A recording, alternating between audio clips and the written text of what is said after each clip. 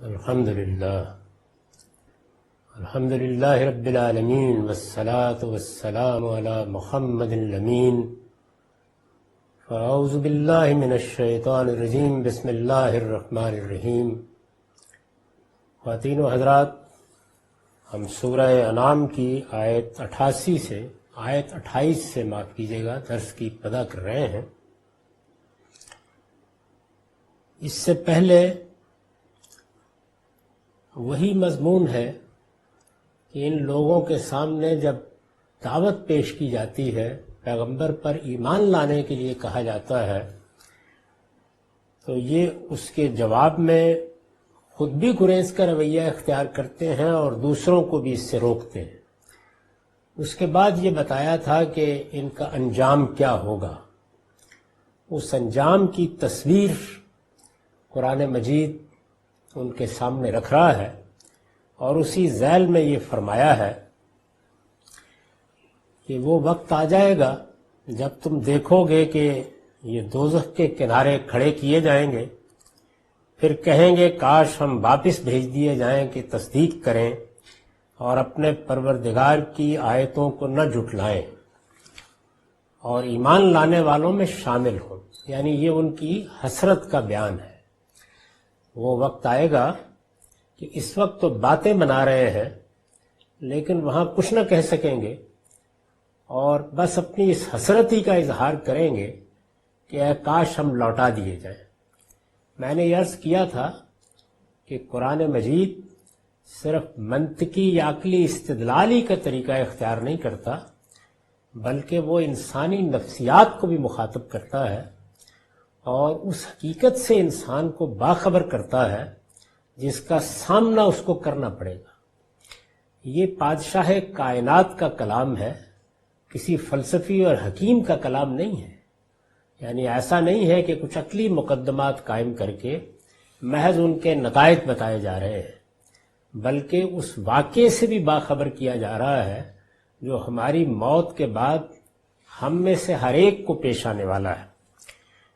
تو اسی ذیل میں فرمایا کہ بل بدا لہم ما کانوا یخفون من قبل، یعنی یہ حسرت تو اپنی جگہ رہی، ہرگز نہیں، بلکہ وہ حقیقت ان کے لیے بے نقاب ہو گئی ہے جو اس سے پہلے چھپائے ہوئے تھے۔ بل سے پہلے جملے کا ایک حصہ مقدر ہو جاتا ہے۔ قرآن مجید جس زبان میں نازل ہوا ہے اس کا یہ عام اسلوب ہے، اور اس کی مثالیں کئی جگہ قرآن مجید میں ملیں گی۔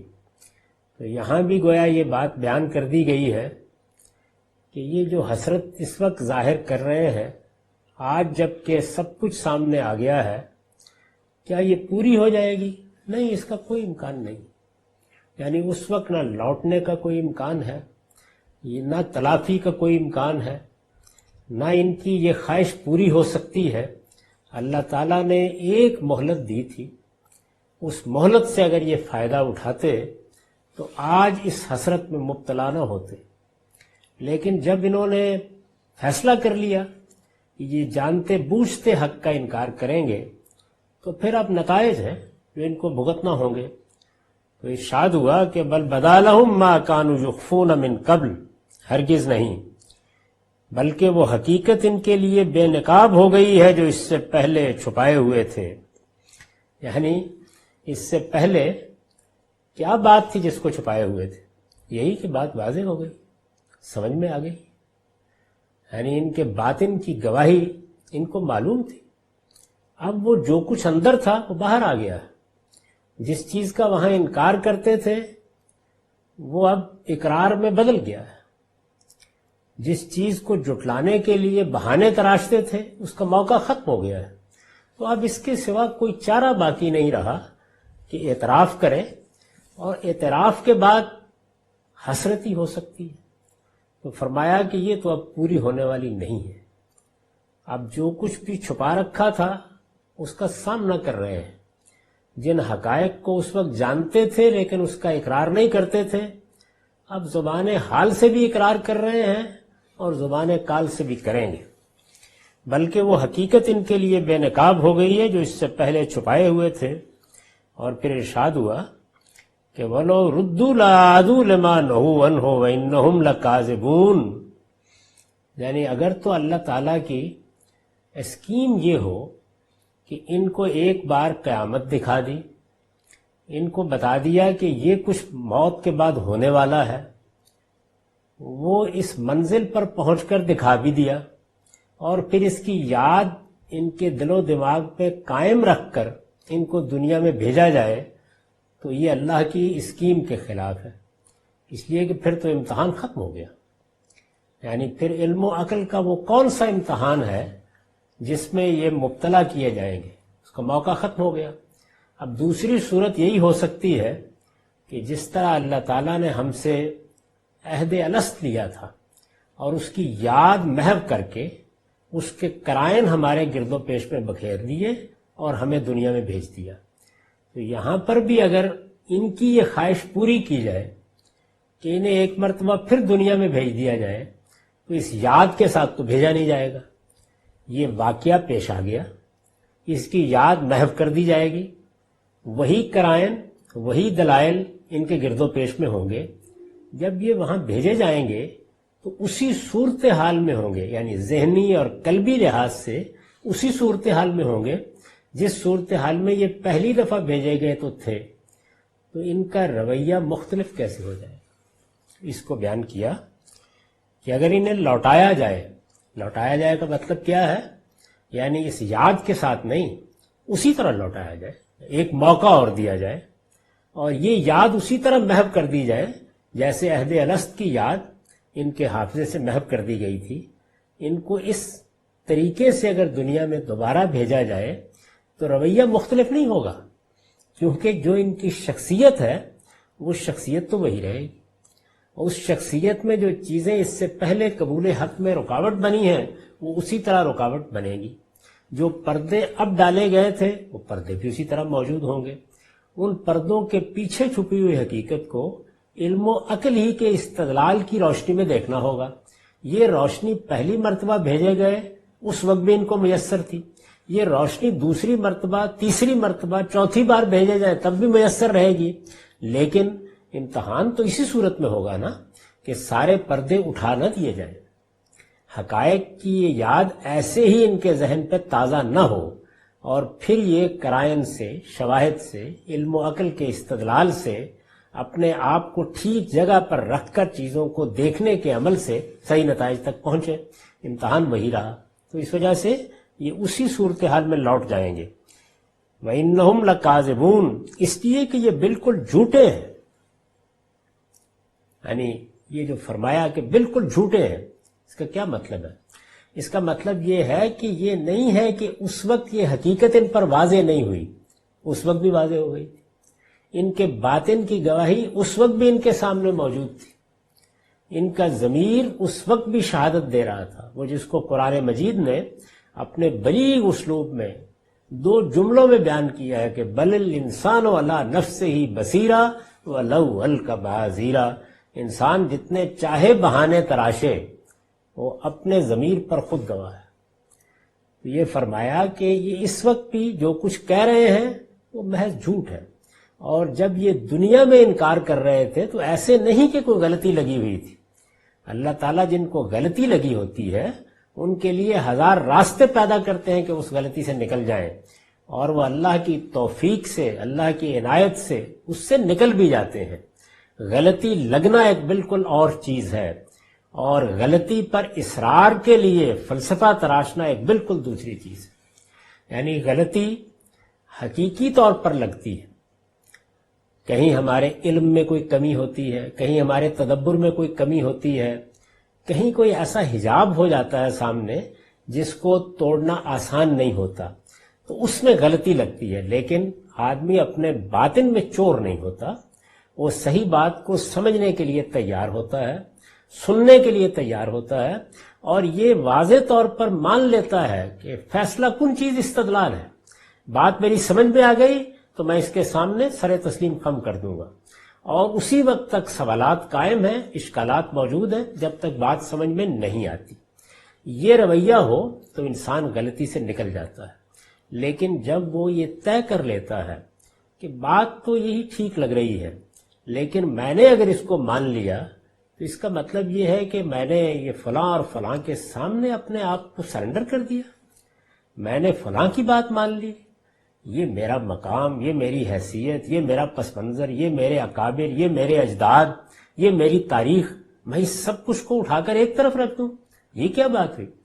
یعنی آج کے کسی آدمی کے سامنے سر جھکا دوں؟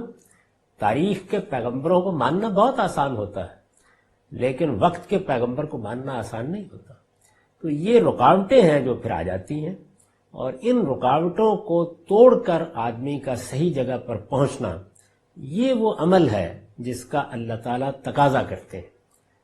جب انسان یہ جانتا ہے کہ حق کیا ہے اور اس کے باوجود اس کے انکار پر اصرار کرتا ہے تو وہ اصل میں اپنے خلاف جھوٹ بول رہا ہوتا ہے۔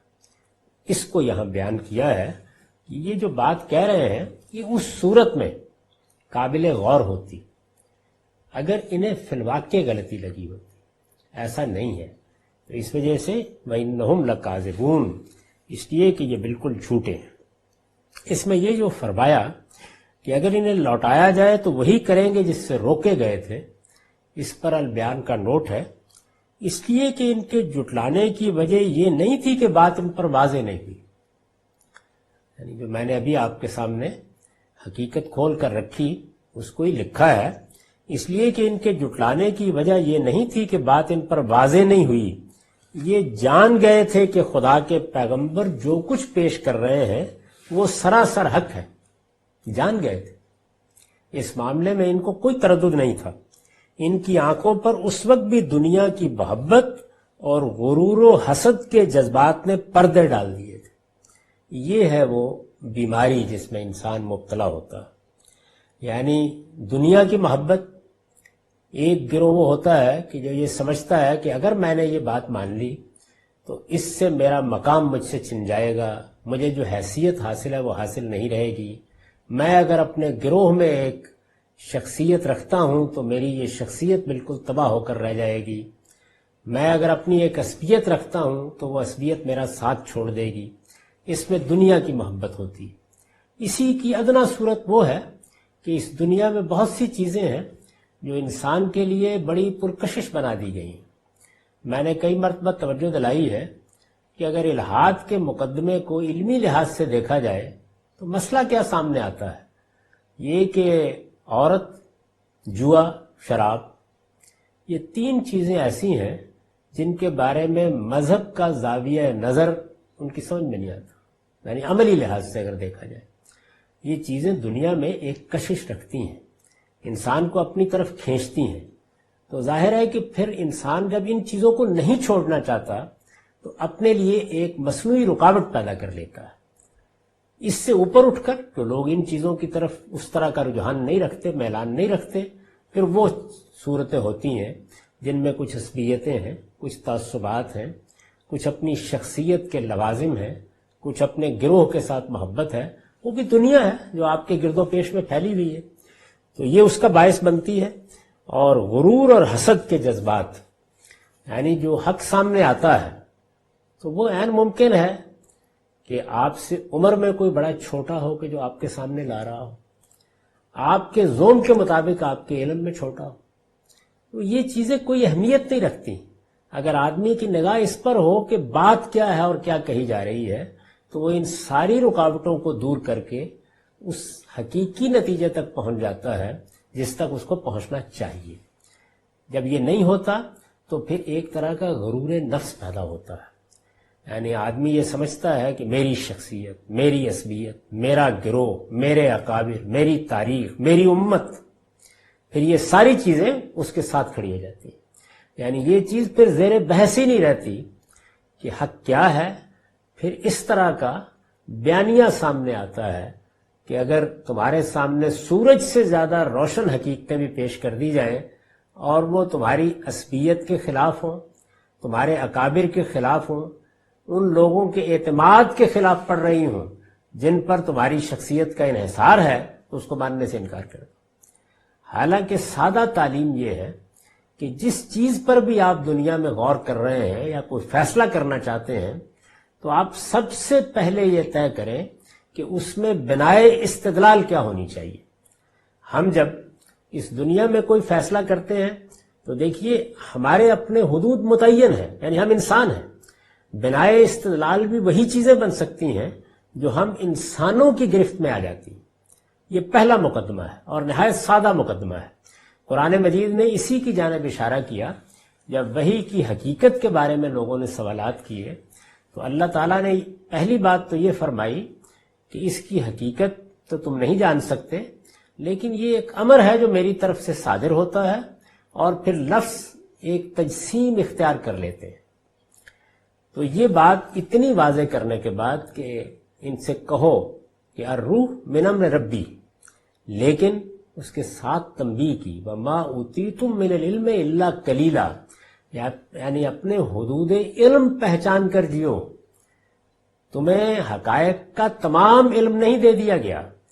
جس طرح کچھ جانور ہیں، خوبصورت بھی ہیں، اعلیٰ صلاحیتوں کے ساتھ بھی پیدا کیے گئے ہیں، لیکن ان کا ایک دائرہ علم ہے. تم سے جو مخلوقات ذرا برتر ہیں جیسے جنات ہیں، فرشتے ہیں، ان کا بھی اپنا اپنا دائرہ علم ہے، اور اسی طریقے سے انسانوں کا بھی ایک دائرہ علم ہے. اس دائرہ علم کو پہچاننا ہی حقیقی علم ہے، یعنی یہ سمجھ لینا کہ وہ کیا چیزیں ہیں جو ہمارے لیے جاننی ممکن ہے. تو ہمارے لیے بنائے استدلال کیا چیزیں بن سکتی ہیں؟ ہمارا تجربہ، ہمارا مشاہدہ بنائے استدلال بنتا ہے. سارا سائنسی علم اسی پر مبنی ہے. وہاں یا مشاہدے کی بنیاد پر استقراء کیا جاتا ہے اور یا معمل کے تجربے سے ایک چیز کو ثابت کر دیا جاتا ہے. تو تجربہ اور مشاہدہ، وہ جس کو بیان کیا تھا نا ایک زمانے میں ایک صاحب علم نے کہ یہ دور تو یؤمنون بالتجربۃ والشہود ہے، یعنی جو چیزیں ہمارے مشاہدے میں آ جاتی ہیں، جن کو ہم تجربہ کر کے دکھا سکتے ہیں، بس اسی کو مانتے ہیں. یہ ایک بنائے استدلال ہے. اس کے بعد کیا ہے؟ اس کے بعد ہماری عقل ہے. اللہ تعالیٰ نے ہمیں یہ صلاحیت دی ہے کہ ہم جس طرح چیزیں ہمارے تجربے اور مشاہدے میں آ رہی ہوتی ہیں، ان کے پیچھے نامحسوس چیزوں تک پہنچ جاتے ہیں. یہ عقلی استدلال ہے. یعنی یہ استدلال تجربے اور مشاہدے سے نہیں ہوتا. یہ جو چیزیں ہمارے تجربے میں آ جاتی ہیں، جو چیزیں ہمارے مشاہدے میں آ جاتی ہیں، یعنی جس کو ہم علم بالحواس کہتے ہیں، یہ اس سے ماورا دیکھنے کا عمل ہے. اور عقل میں یہ صلاحیت رکھی گئی ہے. انسان کو ایک بنائے استدلال یہ دی گئی ہے. ہمارے سارے فلسفے کی تاریخ یہی ہے. اس وقت بھی بہت سے معاملات ہیں جن میں ہم اسی چیز کو، یعنی محسوس سے نامحسوس پر استدلال ہی کو استعمال کرتے ہیں اور اس پر گفتگو کر لیتے ہیں. اور اس کے بعد کیا ہے؟ اس کے بعد انبیاء علیہ السلام کا علم ہے. انبیاء علیہ السلام کا علم کہاں پایا جاتا ہے؟ ظاہر ہے کہ وہ اللہ کی کتاب میں پایا جائے گا، یا ان سے اجماع اور تواتر کے ساتھ منتقل ہو کر ایک واقعی حقیقت بن جائے گا. اس سے بہت نچلے درجے میں کوئی چیز اخبار احاد کے طریقے پر مل جائے گی اور انہی سے ملے گی. اس کے سوا کیا چیز ہے کہ جس کو مذہبیات میں بنائے استدلال بنایا جا سکتا ہے؟ لیکن جب انسان اپنے زمانے کو، کسی امام کو، کسی اللہ تعالیٰ کے پیغمبروں کے سوا کسی شخص کو، کسی گروہ کو، کسی امت کو، سلف کی بھی ایک اصطلاح استعمال ہوتی ہے، ان میں سے کسی بھی چیز کو بنائے استدلال بناتا ہے، اس کا مطلب ہے کہ اس نے ایک ایسی چیز کو بنائے استدلال بنا لیا ہے جو اصل میں بنائے استدلال نہیں ہو سکتی تھی. یعنی وہ ایک ضمنی چیز ہو سکتی تھی، اس کو ثانوی درجے میں زیر بحث لایا جا سکتا تھا، وہ اعتماد میں اضافے کا باعث بن سکتی تھی. ہم کسی رائے، کسی نتیجے تک پہنچ جائیں تو اس کی تائید میں پیش کی جا سکتی تھی، لیکن وہ بنائے استدلال نہیں بن سکتی.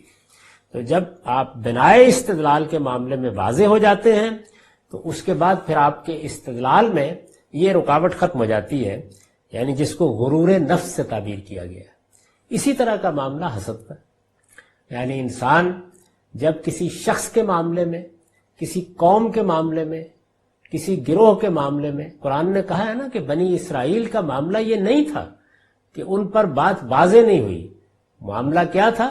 حسدم من عند انفسہم، یعنی اصل مسئلہ یہ ہے، یا ایک طرح کی بغی پیدا ہوتی ہے، بغیم بینہم، اور یا حسدم من عند انفسہم، یعنی ہمارے اندر یہ چیز رکھی گئی ہے، ہم حسد کا ایک داعیہ لے کر آئے ہیں. یہ حق کے مقابلے میں بھی ہمیں کھڑا کر دیتا ہے بعض اوقات. اللہ اس سے ہر ایک کو اپنی پناہ میں رکھے۔ تو یہ وہ چیزیں ہیں جن کی طرف میں نے اشارہ کیا کہ ان کی آنکھوں پر اس وقت بھی دنیا کی محبت اور غرور و حسد کے جذبات نے پردے ڈال دیے تھے، اور اب بھی لوٹا دیے جائیں تو یہی چیزیں حجاب بن کر قبول حق سے انہیں روکنے گی، یعنی وہی تاریخ دہرائی جائے گی۔ یہ میں نے اس کی تفصیل اس لیے کی کہ ہم سب اس امتحان میں ڈالے گئے ہیں۔ عام طور پر بات یہاں سے شروع ہوتی ہے، مذہبی حلقوں میں خاص طور پر یہاں سے شروع ہوتی ہے کہ ہم عمل کے امتحان میں ہیں، بلا شبہ عمل کے امتحان میں ہیں۔ قدم قدم پر دنیا کی بہت سی چیزیں رکاوٹ بنتی ہیں اور ہمیں وہاں اچھا عمل کرنا ہوتا ہے، یعنی شیطان، بلکہ یوں کہیے کہ شیاطین نماز میں بھی رکاوٹ بنیں گے، روزے میں بھی رکاوٹ بنیں گے، سچ بولنے میں بھی رکاوٹ بنیں گے، پورا تول کر دینے میں بھی رکاوٹ بنیں گے۔ یہ عمل کا امتحان ہے جس میں ہم سب مبتلا ہیں، لیکن اس سے پہلے اور بعض لوگوں کے لیے سب سے بڑھ کر علم کا امتحان ہوتا ہے، یعنی صحیح بات سامنے آ گئی، اس کے بارے میں کیا رویہ اختیار کرنا ہے۔ جو اینٹ پتھر موجود ہے مار دینا ہے، کسی شخص کو متون کرنا ہے، کیا کرنا ہے، یا بنائے استدلال کو متعین کرنا ہے، اس کو سمجھنے کی کوشش کرنی ہے، صحیح بات کے سامنے سر جھکا دینا ہے، اور اس کی پرواہ کیے بغیر سر جھکا دینا ہے کہ ہو سکتا ہے کل یہ واضح ہو جائے کہ یہ بات ٹھیک نہیں تھی۔ ہم آج کے لیے جواب دیں، اپنے فہم کے لیے جواب دیں۔ یہ بھی عام طور پر کہا جاتا ہے کہ کیا آپ اپنے فہم کو فلاں فلاں اکابر کے یا پوری امت کے فہم پر ترجیح دے رہے ہیں؟ تو سوال یہ نہیں ہے، سوال یہ ہے کہ ہم مکلف کس بات کے ہیں؟ اپنے ہی فہم کے مکلف۔ وہ فہم دیانتدارانہ ہونا چاہیے، اس میں اگر کوئی چیز غلط ہو جاتی ہے اور کوئی توجہ دلاتا ہے تو بغیر کسی ادنا تردد کے اس بات کو مان لینا چاہیے۔ یہ ساری باتیں تو بالکل ٹھیک ہیں، لیکن فہم بہرحال وہی ہے جو میرا ہے اور جو آپ کا ہے، اور ہر شخص اپنے فہم کے لحاظ ہی سے مکلف ہے، وہ اپنے پروردگار کی بارگاہ میں اسی کے لحاظ سے مسئول ٹھہرایا جائے گا۔ اس وجہ سے یہ بیان کیا کہ یہ ان کا کہنا کہ ہمیں اگر لوٹا دیا جائے تو ہم صحیح راستے پر آ جائیں گے اور اب حقائق ہم نے دیکھ لیے ہیں تو ان کا انکار نہیں کریں گے، تو فرمایا کہ لوٹاؤں گا تو اسی طرح لوٹاؤں گا جیسے پہلے گئے تھے۔ عہد الست تمہارے ہاں موجود تھا، ایک واقعہ تھا جو ہو گیا، تم اس واقعے کے گواہ بنا کر بھیجے گئے تھے، لیکن چونکہ تمہارا امتحان کرنا تھا تو اس وجہ سے اس کی یاد محو کر دی گئی۔ اس کے داعیات فطرت میں موجود تھے، ان داعیات کی تصدیق کے لیے انفس و آفاق کی نشانیاں موجود تھیں۔ انفس و آفاق یعنی وہ نشانیاں جو میرے اندر ہیں، وہ نشانیاں جو میرے گرد و پیش کی دنیا میں ہیں، یہ موجود تھی، اور عقل جیسی نعمت سے تمہیں نوازا گیا تھا کہ جو ان نشانیوں کو دیکھ کر، ان آثار کو دیکھ کر ان کے پس پردہ حقائق تک پہنچ سکتی تھی۔ یہ سب کچھ تھا، تمہیں ان چیزوں سے بہرہ یاب کر کے دنیا میں بھیجا تھا۔ پھر کیا ہوا؟ وہی ہوا جو تم نے کیا۔ اب بھیجا جائے گا تو اب بھی یہی کرو گے۔ وَقَالُوا إِنْ هِيَ إِلَّا حَيَاتُنَا الدُّنْيَا وَمَا نَحْنُ بِمَبْعُوثِينَ، کہتے ہیں کہ زندگی تو یہی ہماری دنیا کی زندگی ہے، یعنی ظاہر ہے کہ جب زچ ہو جاتے ہیں تو پھر اس کے بعد پیغمبر کی دعوت کے جواب میں کہتے ہیں کہ یہ کیا آپ نے ایک دوسری دنیا کی کہانی سنانے کا فیصلہ کر رکھا ہوا ہے، اس کے لیے طرح طرح کے افسانے تراشتے رہتے ہیں۔ یہ دنیا کی زندگی ہے، ہم نے یہی دیکھی ہے، یہ دنیا ہی کی زندگی ہے کہ جس کا ہم کو تجربہ ہے، یہی ہمارے مشاہدے میں آتی ہے۔ آپ اس سے پیچھے کیا حقائق ہیں جن کی طرف ہمیں توجہ دلا رہے ہیں؟ اس طرح کی باتیں نہ سنائیے، ایسے افسانوں سے ہم متاثر ہونے والے نہیں ہیں۔ یہ دنیا البتہ ایک حقیقت ہے، ہم اس کو مانتے ہیں، اور یہی دنیا کی زندگی اصل زندگی ہے۔ ان ہے الا حیاتنا الدنیا وما نحن بمبعوثین، اور مرنے کے بعد ہم ہرگز نہ اٹھائیں جائیں گے۔ یہاں سے کلام میں مخاطب تبدیل ہوا ہے، یعنی مخاطب تبدیل ہونے کا کیا مطلب ہے؟ ایک تو یہ ہوتا ہے کہ مشرکین عرب مخاطب تھے، اہل کتاب ہو گئے، اہل کتاب مخاطب تھے، جو لوگ ایمان لے آئے ہیں، جن کو الذین آمنوا کہتا ہے قرآن مجید، وہ مخاطب ہو گئے۔ ایمان والے مخاطب تھے، ان کا کوئی خاص گروہ سامنے آ گیا۔ اور ایک یہ ہوتا ہے کہ جو مخاطبین ہیں وہ تو ایک ہی ہیں، یعنی یا مشرکین ہیں یا اہل کتاب ہیں یا اہل ایمان ہیں، لیکن خود ان کے اندر بہت سی بحثیں موجود ہوتی ہیں۔ تو ایک بحث وہ ہے جو شرک اور توحید کے باب میں پیدا ہو رہی تھی، یعنی رسالت مآب صلی اللہ علیہ وسلم اپنی قوم کو یا مشرکین عرب کو یہ بتانے کی کوشش کر رہے تھے کہ اللہ ایک ہے، لا الہ الا اللہ، اللہ کے سوا کوئی الہ نہیں ہے۔ یہ جو تم نے معبود بنا رکھے ہیں یہ سب معبودان باطل ہیں، ان کی کوئی حیثیت نہیں ہے۔ اس کائنات کا خالق بھی ایک ہے، اس کا مالک بھی ایک ہے، اور اس میں معبود بھی اسی کو ہونا چاہیے، یہ بتا رہے تھے۔ تو اس سے ظاہر ہے کہ شرک اور توحید کی ایک بحث پیدا ہوتی تھی، جو قرآن مجید میں ہم اس سے پہلے دیکھتے رہے ہیں، اس سورہ انعام میں بھی ہم نے دیکھی۔ ایک دوسری بحث وہ تھی کہ جس میں جب یہ کہا جاتا تھا کہ اگر تم اللہ کو ایک نہیں مانو گے اور سرکشی اور استکبار کا رویہ اختیار کرو گے تو اس کا نتیجہ قیامت میں دیکھنا پڑے گا، تو قیامت زیر بحث آ جاتی تھی۔ تو اب یہ دوسرا پہلو ہے، اس پر میں نے لکھا ہے قرآن مجید کے مکذبین کے بعد، یعنی قرآن نے دعوت پیش کی، اس کا انکار کر رہے تھے لوگ، اس میں خاص طور پر توحید کا پہلو زیر بحث تھا۔ قرآن مجید کے مکذبین کے بعد اب آگے مکذبین قیامت کا انجام بیان کیا جا رہا ہے، جو مرنے کے بعد اٹھائے جانے کو یا تو مانتے ہی نہیں تھے یا بعید از امکان کہہ کر گریز و فرار کے راستے نکال لیتے تھے۔ یہی دو گروہ ہوتے ہیں ہمیشہ، یعنی ایک تو بالکل سامنے آ جاتا ہے اور یہ کہتا ہے کہ نہیں، کوئی قیامت ویامت نہیں، یہ ایسے ہی ملاؤں کی بنائی ہوئی ایک حکایت ہے، اس کے سوا اس کی کوئی حیثیت نہیں۔ بہت تھوڑے لوگ ایسے ہوتے ہیں۔ ظاہر ہے کہ اس میں انسان کا اپنا ضمیر بھی یہ کہہ رہا ہوتا ہے کہ کیا فی الواقع وہ پورے یقین کے ساتھ یہ کہہ سکتا ہے کہ یہ دنیا ایسی چلتی رہے گی، یا چلیے ختم بھی ہو جائے گی تو اس کا کوئی انجام نہیں ہوگا، کسی غائب کو نہیں پہنچے گی؟ یہ مشکل چیز ہے۔ تو اس لیے بہت تھوڑے لوگ ہوتے ہیں جو ہٹ درمی کے اس مقام پر پہنچ جاتے ہیں۔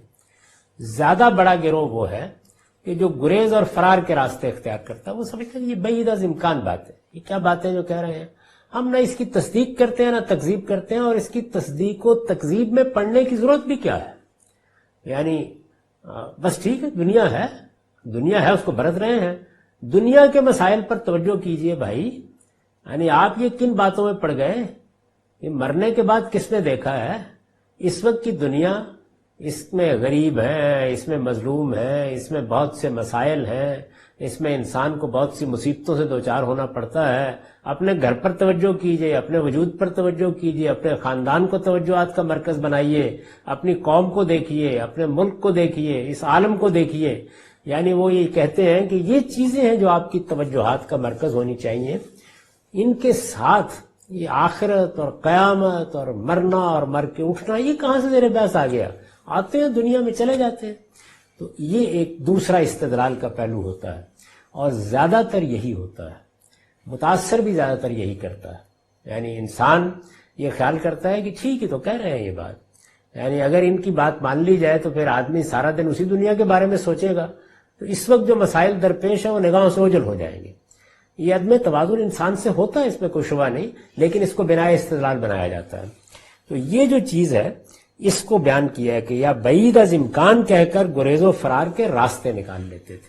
یہ گریز و فرار کا راستہ ہے، جس کو یہ کہا جاتا ہے کہ ایک طرح کی تشکیک کی سی صورتحال ہے، اسی میں مبتلا ہیں اور دوسروں کے سامنے بھی اسی تشکیک کو نمایاں کرتے ہیں، اور مخاطب کے لحاظ سے بھی ساری دو یہ ہوتی ہے کہ اسے شک میں مبتلا کر دیا جائے، اس لیے کہ یقین کے ساتھ نفی کرنے کے لیے بھی اس وقت ہم بیٹھے ہوئے ہیں اور ہمارے پیچھے علم کی ایک پوری تاریخ ہے، کوئی دلیل نہیں۔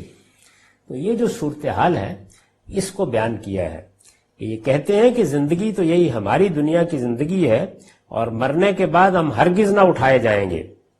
یعنی یہ جو بیان ہے یہ عملی ہوتا ہے ان لوگوں کا جو تشکیک کی بات کرتے ہیں، یہ علمی ہوتا ہے ان لوگوں کا جو پوری ہٹ درمی کے ساتھ سامنے کھڑے ہو جاتے ہیں. تو دونوں میں ایک ہی حقیقت ہے جو مشترک طریقے سے سامنے آتی ہے. وَلَوْ تَرَىٰ إِذْ وُقِفُوا عَلَىٰ رَبِّهِمْ، اگر تم اس وقت کو دیکھ سکتے جب یہ اپنے پروردگار کے حضور میں کھڑے کیے جائیں گے. اِذْ وُقِفُوا عَلَىٰ رَبِّهِمْ، یعنی اپنی مرضی سے تو کوئی نہیں وہاں جاتا. اگر یہاں تشکیک میں مبتلا ہے تو کیوں جائے گا؟ اپنی مرضی سے تو وہی جانا چاہیں گے کہ جنہوں نے حقائق کو مانا اور یہاں دنیا میں اپنے پروردگار کی ملاقات کے لیے تیار ہوئے. تو یہ لوگ کیوں جائیں گے؟ تو اس وجہ سے یہ اسلوب اختیار کیا کہ جب ان کی مرضی کے خلاف اٹھا کھڑے کیے جائیں گے اور پروردگار کی بارگاہ میں سامنے موجود ہوں گے. وقفوا علی ربہم، وہ ان سے پوچھے گا. کالا یعنی پروردگار پوچھے گا، الیس ھذا بالحق، کیا یہ حقیقت نہیں ہے؟ اس کو جھٹلاتے تھے، اس سے گریز و فرار کے راستے اختیار کرتے تھے. یہ کہتے تھے زچ ہو کے، اور کبھی چندرا کر یہ کہتے تھے کہ وما نحن بمبعوثین. تو اب بتاؤ کیا یہ حقیقت نہیں ہے؟ قالوا بلا وربنا، جواب دیں گے ہاں ہمارے پروردگار کی قسم یہ حقیقت ہے. یعنی ظاہر ہے کہ اعتراف کرنا ہوگا. قرآن مجید کا آپ اسلوب دیکھیے، اس کو بعض اوقات جو فلسفیانہ مذاق کے لوگ ہیں وہ نہیں سمجھ پاتے. ان کو اس کا احساس نہیں ہوتا کہ قرآن کا مخاطب وہ انسان ہے جس کو خدا نے بنایا ہے اور وہ جانتا ہے کہ انسان کیا ہے. تو انسان محض عقلی وجود نہیں ہے، انسان کی ایک نفسیات ہے، انسان کے باطن میں ایک پوری شخصیت ہے. یہ پوری کی پوری شخصیت ہے جس کے ہاں جو رکاوٹیں حق کے قبول کرنے میں ہو سکتی ہیں قرآن ان کو دور کرتا ہے. کہیں پردے اٹھاتا ہے، کہیں حجابات پر توجہ دلاتا ہے، کہیں انسانی نفس کی رکاوٹوں کو نمایاں کرتا ہے، کہیں قیامت کو ایک حقیقت کے طور پر پیش کرتا ہے، کہیں اس کی تصویریں سامنے لاتا ہے. وہ محض عقلی استدلال نہیں کر رہا ہوتا، اس لیے کہ انسان عقل محض نہیں ہے، پورے انسان کو مخاطب کیا جاتا ہے. اور اللہ تعالیٰ وہ ہستی جو سراسر شفقت ہے، جس کی رحمت ابدی ہے، وہ انسان کو اس صورتحال سے نکالنے کے لیے پیغمبر بھیجتی ہے اور کتابیں نازل کرتی ہے. اس سے دلچسپی نہیں ہوتی کہ استدلال کا کون سا طریقہ اختیار کرنا ہے. عقلی استدلال بھی ہوگا، مقدمات بھی ترتیب دیے جائیں گے، منطقی طریقے کے نتائج بھی نکال کے سامنے رکھ دیے جائیں گے. قرآن مجید یہ سب طریقے اختیار کرتا ہے.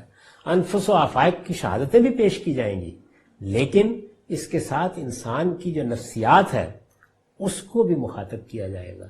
اور انسانی نفسیات پردوں کو اور حجابات کو اتارنے کے معاملے میں اسی طرح کے طرز خطاب کا تقاضا کرتی ہے جو قرآن مجید میں ہم دیکھتے ہیں جگہ جگہ.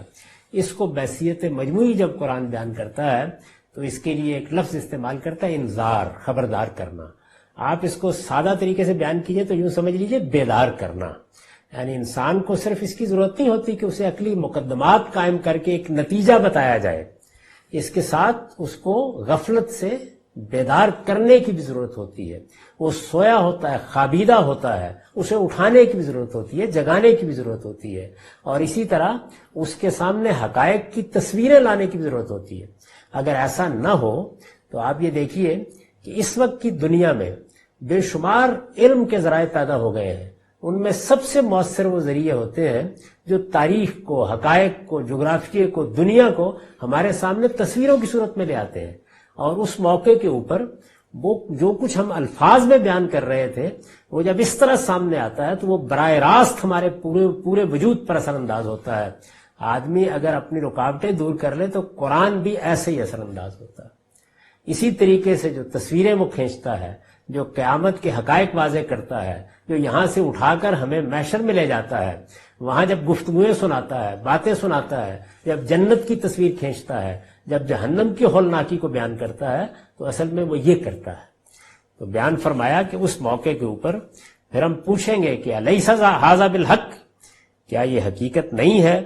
قالوا بلا وربنا، جواب دیں گے ہاں ہمارے پروردگار کی قسم یہ حقیقت ہے. قال فذوقوا العذاب بما کنتم تکفرون، وہ فرمائے گا، پروردگار فرمائے گا، اس عالم کا رب فرمائے گا تو اپنے انکار کی پاداش میں اب چکھو عذاب کا مزہ. قال فذوقوا العذاب بما کنتم تکفرون قد خسر الذین کذبوا بلقاء اللہ. یقیناً گھاٹے میں رہے، قد خسرا، یقیناً گھاٹے میں رہے وہ لوگ جنہوں نے اللہ سے اس ملاقات کو جھٹلایا. اللہ سے اس ملاقات، یہ در حقیقت ایک لفظ نہیں ہے، اپنے اندر ایک بڑا گہرا استدلال رکھتا ہے. یعنی اگر اس کائنات کا کوئی پروردگار ہے تو یقیناً ہے، اور اس نے ہمیں وجود بخشا ہے، وہ ہمارا خالق ہے، تو علم و عقل کا آخری درجے میں یہ تقاضا ہونا چاہیے کہ پھر اس سے ملاقات ہو.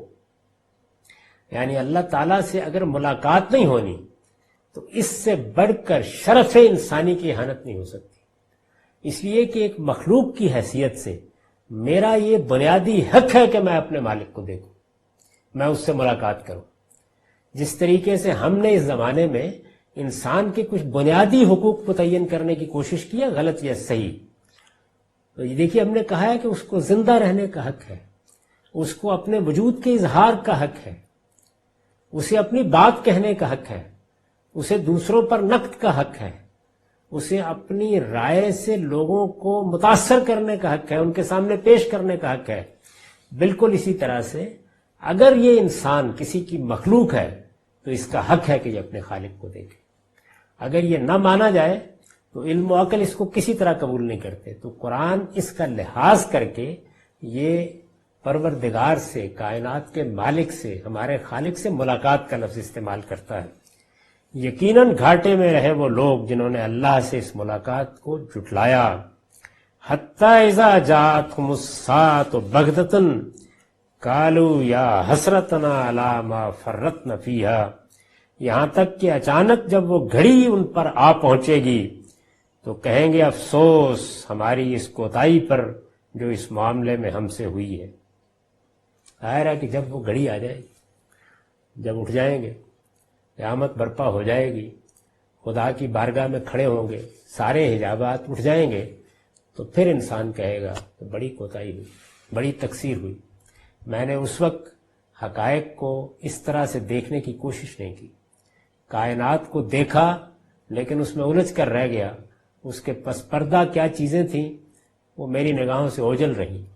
اور کیوں اوجھل رہیں؟ اس لیے کہ میں نے خود کچھ پردے ڈال لیے، کچھ پردے حائل کر لیے، کچھ حجابات کھڑے کر لیے.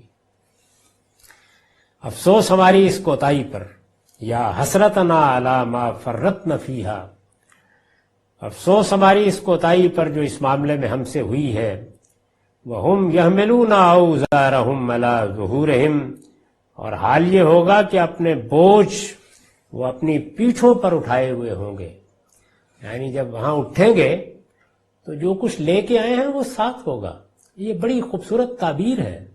یعنی اپنے اعمال کی گٹھڑیاں اپنی پیٹھ پر لادے ہوئے اٹھے. وہ اعمال جو دنیا میں کرنے کا موقع تھا، اور اچھے بھی ہو سکتے تھے، برے بھی ہو سکتے تھے، اب جو کچھ بھی کیا ہے اچھا یا برا لے کے آ گئے. یعنی یہی اس وقت کا رخت سفر ہے، یہی اثاثہ ہے، یہی سادہ راہ ہے. کسی کو لے کے انسان دنیا سے جاتا ہے، اور حال یہ ہوگا کہ اپنے بوجھ وہ اپنی پیٹھوں پر اٹھائے ہوئے ہوں گے. الا ساء ما یزرون، سنو نہایت ہی برا ہے وہ بوجھ یہ اٹھائے ہوئے، جو یہ اٹھائے ہوئے ہوں.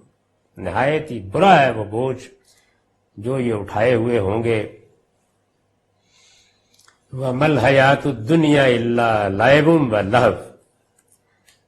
بات وہاں سے شروع ہوئی تھی اس پیرے کی شروع میں کہ زندگی تو یہی ہماری دنیا کی زندگی ہے، دنیا کی زندگی ہے. فرمایا کہ وہ دنیا کی زندگی وہ کیا تھی؟ إِلَّا لَعِبٌ وَلَهْوٌ. حقیقت یہ ہے کہ دنیا کی زندگی تو صرف کھیل تماشا ہے. کھیل تماشا ہے، اس کا یہ مطلب نہیں کہ بے غایت ہے. یعنی جب آپ اس کو غایت کے بغیر دیکھیں گے تو پھر یہ کھیل تماشا ہے. یعنی ایک پہلو وہ ہے کہ جس میں اللہ تعالیٰ اپنے لحاظ سے یہ بات بیان کرتے ہیں کہ دنیا کی یہ زندگی کوئی کھیل نہیں ہے جو ہم نے کھیلا ہے. تو وہ کیا بتا رہے ہیں؟ وہ یہ بتا رہے ہیں کہ اس کو اس کی غایت کے ساتھ سمجھو. اس کی غایت کیا ہے؟ قیامت، دوسری دنیا. اس کے بغیر اگر اس کو دیکھو گے تو پھر یہ کھیل تماشا ہی ہے. تو یہاں پر یہ بیان کیا کہ اگر اس کی غایت کو اس کے ساتھ ملائے بغیر دیکھو گے تو پھر کیا ہے؟ یہ کچھ بھی نہیں ہے. یعنی آپ آئے، آپ نے آنکھ کھولی، آپ 60-70 سال جیے، ایک دن موت کی آغوش میں چلے گئے. کیا کمایا، کیا کھایا، کیا پیچھے چھوڑ گئے، کیا محلات بنائے، کیا دنیا کی نعمتیں پائیں، کس اقتدار تک پہنچے، یہ کیا ہے؟ ایک دن سب کچھ مٹی میں مل گیا. یعنی اسکندر بھی تھے اور سیزر بھی تھے تو خالی ہاتھ جا رہے ہیں. اور پیچھے، یعنی پیچھے بھی کیا رہ جاتا ہے؟ اگر کوئی اچھا عمل ہوگا تو یاد رہ جائے گی، ورنہ لامتانی ہے جو رہنی ہے. اور اپنے بیگانے کیا کر لیں گے؟ 2 دن آپ کا ذکر کر لیں گے، اس کے سوا کیا چیز ہے؟ تاریخ میں کہیں نام لکھا جائے گا؟ تو یہ پھر کھیل تماشا ہی ہے. اس کو اس کی غایت کے ساتھ رکھیں گے تو پھر یہ بڑی بامقصد چیز بنتی ہے. یعنی پھر یہ امتحان گاہ بنتی ہے اور آخرت کے ساتھ مل کر خدا کی ایک عظیم اسکیم کو ہمارے سامنے لاتی ہے. لیکن اگر اس کو اس سے ہٹا دیں پھر کھیل تماشا اور کچھ بھی نہیں. تو ارشاد ہوا وَلَدَّارُ الْآخِرَةُ خَيْرٌ لِّلَّذِينَ يَتَّقُونَ، آخرت کا گھر البتہ کہیں بہتر ہے ان کے لیے جو تقوی اختیار کریں. یعنی اب امتحان کیا ہے؟ تقوی. یہی امتحان. یعنی ہمیں کیا اختیار کرنا ہے؟ وہ یہ کہ متنبہ ہو جانا ہے، بیدار ہو جانا ہے، خبردار ہو جانا ہے، دنیا کی زندگی کو سمجھنے کی کوشش کرنی ہے. کہاں سے آئی ہے، کہاں ختم ہوگی، بس اس کو جاننا ہے. اور اس کے بعد اس کے مطابق حدود آشنائی کی زندگی بسر کرنی ہے. اس کو قرآن کی اصطلاح میں تقویٰ کہا جاتا ہے. یعنی ہمارے ہاں تو اس کے مظاہر داڑھی، ٹوپی اور مونچھوں پر منحصر ہو کے رہ گئے ہیں، لیکن یہ ہے تقوی کی حقیقت. اس کو بیان کیا. یہ جو میں نے توجہ دلائی کہ کھیل تماشا کس پہلو سے یہاں کہا ہے، یہ بہت ضروری ہے. یعنی جب ایک بلیغ کلام کو آپ پڑھتے ہیں، اعلیٰ ادب کا آپ مطالعہ کرتے ہیں، تو اس میں چیزیں منطقی طریقے سے بیان نہیں ہوتی. کہیں ایک پہلو سے ایک بات ہوگی اور دوسرے پہلو سے آپ کو محسوس ہوگا کہ یہ تو اس سے بالکل ہی متضاد بات کہہ دی ہے، لیکن اس کا ایک الگ محل ہوگا، اس کا ایک الگ محل ہوگا.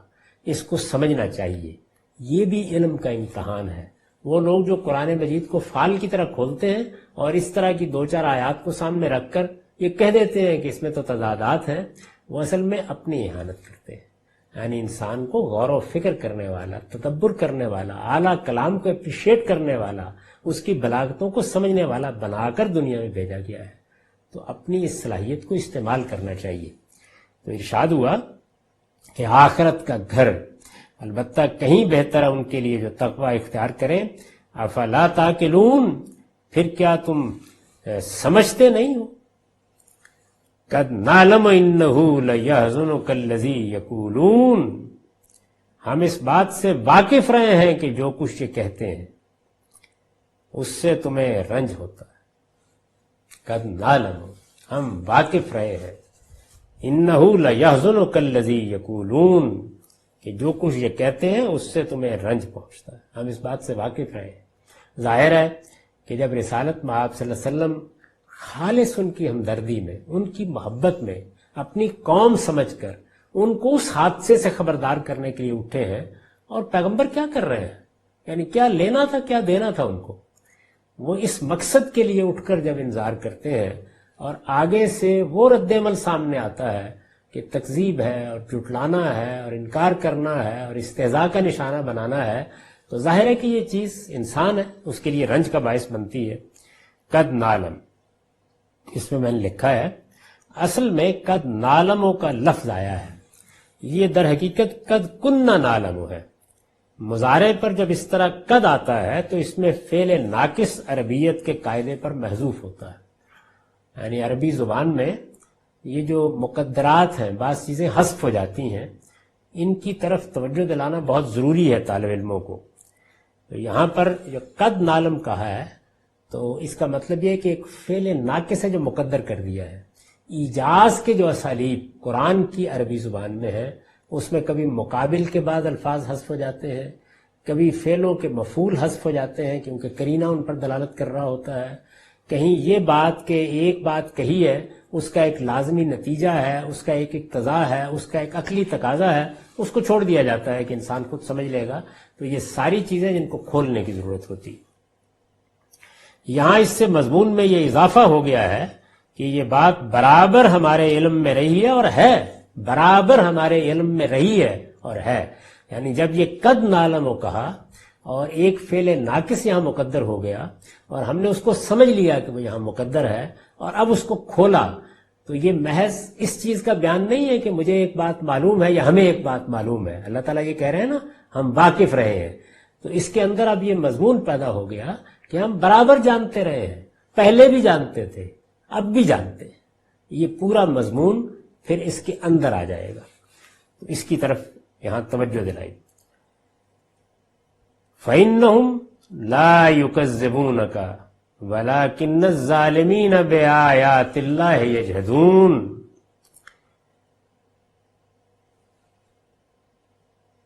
تم اس پر صبر کرو اے پیغمبر، اس لیے کہ یہ تمہیں نہیں جھٹلا رہے، یہ ظالم تو آیات الہی کا انکار کر رہے ہیں. یہ آپ کو نہیں جھٹلا رہے، یہ تو اللہ کی آیتوں کا انکار کر رہے ہیں. یہ جو فَإِنَّهُمْ ہے اس میں فے کے اندر یہ مضمون مضمر ہو گیا ہے. تم اس پر صبر کرو اے پیغمبر، یعنی پیچھے کی بات میں اور اس میں چونکہ یہ بات آپ سے آپ نمایاں ہو رہی تھی تو اس وجہ سے اس کو بھی لفظوں میں بیان نہیں کیا. فَإِنَّهُمْ لَا يُكَذِّبُونَكَ وَلَكِنَّ الظَّالِمِينَ بِآيَاتِ اللَّهِ يَجْحَدُونَ. تم اس پر صبر کرو اے پیغمبر، اس لیے یہ جو اس لیے ہے فَإِنَّهُمْ، اصل میں اس کے پیچھے جو جملہ ہے وہ اور جو جملہ موجود ہے اس کو خود سمجھ لینا چاہیے. اور قرآن مجید میں اس کی بہت سی مثالیں ملتی ہیں کہ تعلیل کا جملہ آ گیا ہے، وہ پچھلے جملے کے ساتھ اس طرح کا ربط نہیں رکھتا اور یہی چیز بتا دیتی ہے کہ یہاں ایک مفہوم ہے جو مقدر ہے اور وہ اس لیے الفاظ میں بیان نہیں ہوا کہ وہ آپ سے آپ گویا سامنے آ جائے گا. تم اس پر صبر کرو اے پیغمبر، اس لیے کہ یہ تمہیں نہیں جھٹلا رہے، یہ ظالم تو آیات الہی کا انکار کر رہے ہیں، یعنی اللہ کی آیتوں کا انکار کر رہے ہیں. یہ جو کچھ کہتے ہیں، یہ کہا نا کہ ہم اس سے واقف رہے ہیں، تو یہ کیا اشارہ ہے؟ میں نے لکھا ہے کہ یہ انہی مطالبات کا ذکر ہے جو پیچھے بیان ہو چکے ہیں اور آگے بھی بیان ہوں گے. یعنی ظاہر ہے کہ وہ طرح طرح کے مطالبات سامنے رکھتے ہیں، اشکالات پیش کرتے ہیں اور پھر کہتے ہیں یہ کیجئے تو مان لیں گے، یہ کیجئے تو مان لیں گے، آگے بھی آئیں گے، کیونکہ یہ دعوت کی سورہ ہے. اس میں ظاہر انذار تو ہوگا لیکن اس میں استدلال کا پہلو، اشکالات کو دور کرنے کا پہلو، اعتراضات کا جواب دینے کا پہلو بہت نمایاں ہوتا ہے اس طرح کی صورتوں میں.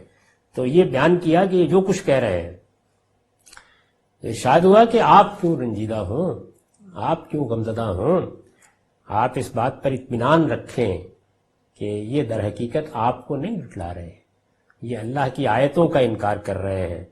وَلَقَدْ كُذِّبَتْ رُسُلٌ مِّن قَبْلِكَ، اس سے پہلے جو پیغمبر آئے ہیں ان کا بھی اسی طرح انکار کیا گیا تھا، تم سے پہلے بھی رسولوں کو اسی طرح جھٹلایا گیا تھا. فَصَبَرُوا عَلَىٰ مَا كُذِّبُوا، اب یہ دیکھیے وہ جو صبر کا وہاں پہلو تھا، جو وہاں مقدر تھا، اس کو کھول دیا. تو انہوں نے کیا کیا؟ تو اپنی تکذیب اور اپنی اذیتوں پر انہوں نے صبر کیا. فَصَبَرُوا عَلَىٰ مَا كُذِّبُوا وَأُوذُوا حَتَّىٰ أَتَاهُمْ نَصْرُنَا، یہاں تک کہ ہماری مدد انہیں پہنچ گئی. اور وَلَا مُبَدِّلَ لِكَلِمَاتِ اللَّهِ، اللہ کی باتوں کو کوئی بدلنے والا نہیں ہے. وَلَقَدْ جَاءَكَ مِن نَبَإِ الْمُرْسَلِينَ، اور ہماری اس سنت کو سمجھنے کے لیے پیغمبروں کی کچھ سرگزشتیں تمہیں پہنچ ہی چکی. یعنی گویا یہ بیان فرمایا کہ اس سے پہلے بھی یہی معاملہ ہوتا رہا ہے، یہی رویے سامنے آتے رہے ہیں، کوئی نئی دنیا میں مخلوق نہیں آ گئی، یہ انسانی ہے. جب بھی اللہ کے پیغمبر آئے ایسے ہی ان کی تکذیب کی گئی، پیغمبروں سے یہی مطالبہ کیا گیا کہ وہ صبر کریں. انہوں نے ان اذیتوں پر اور اس تکذیب پر اسی طرح صبر کیا. اس کے بعد ہماری مدد آیا کرتی ہے، وہ آئے گی. اور یہ جو ہم نے کہا کہ ہماری مدد اسی طرح آتی ہے، یہی سنت اللہ ہے، تو اللہ کی اس سنت میں کوئی تبدیلی نہیں ہوگی. اللہ کی باتوں کو کوئی بدلنے والا نہیں ہے. اس نے انسان کی جو فطرت بنائی ہے اس کو بھی سمجھ لینا چاہیے, وہ معاملہ کیسے کرتا ہے اس کو بھی سمجھ لینا چاہیے, پیغمبر بھیجتا ہے تو ان سے کیا توقع کرتا ہے اس کو بھی سمجھ لینا چاہیے. اور یہ فرمایا کہ اسی وجہ سے ہم مرسلین کی, اپنے رسولوں کی سرگزشتیں سناتے ہیں, وہ تمہیں پہنچ چکی. اس میں کچھ مزید مباحث بھی ہیں, ان کو ہم آئندہ درس میں زیر بحث لائیں گے. اقول قولی ھذا واستغفر اللہ لی ولکم ولسائر المسلمین.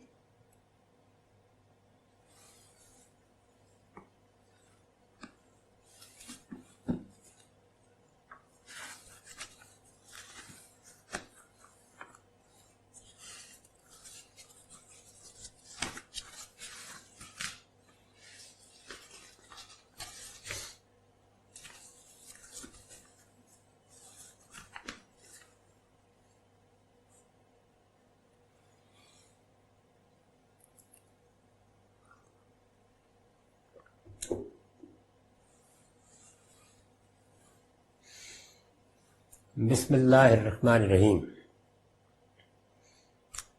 عن عائشة رضی اللہ عنہا قالت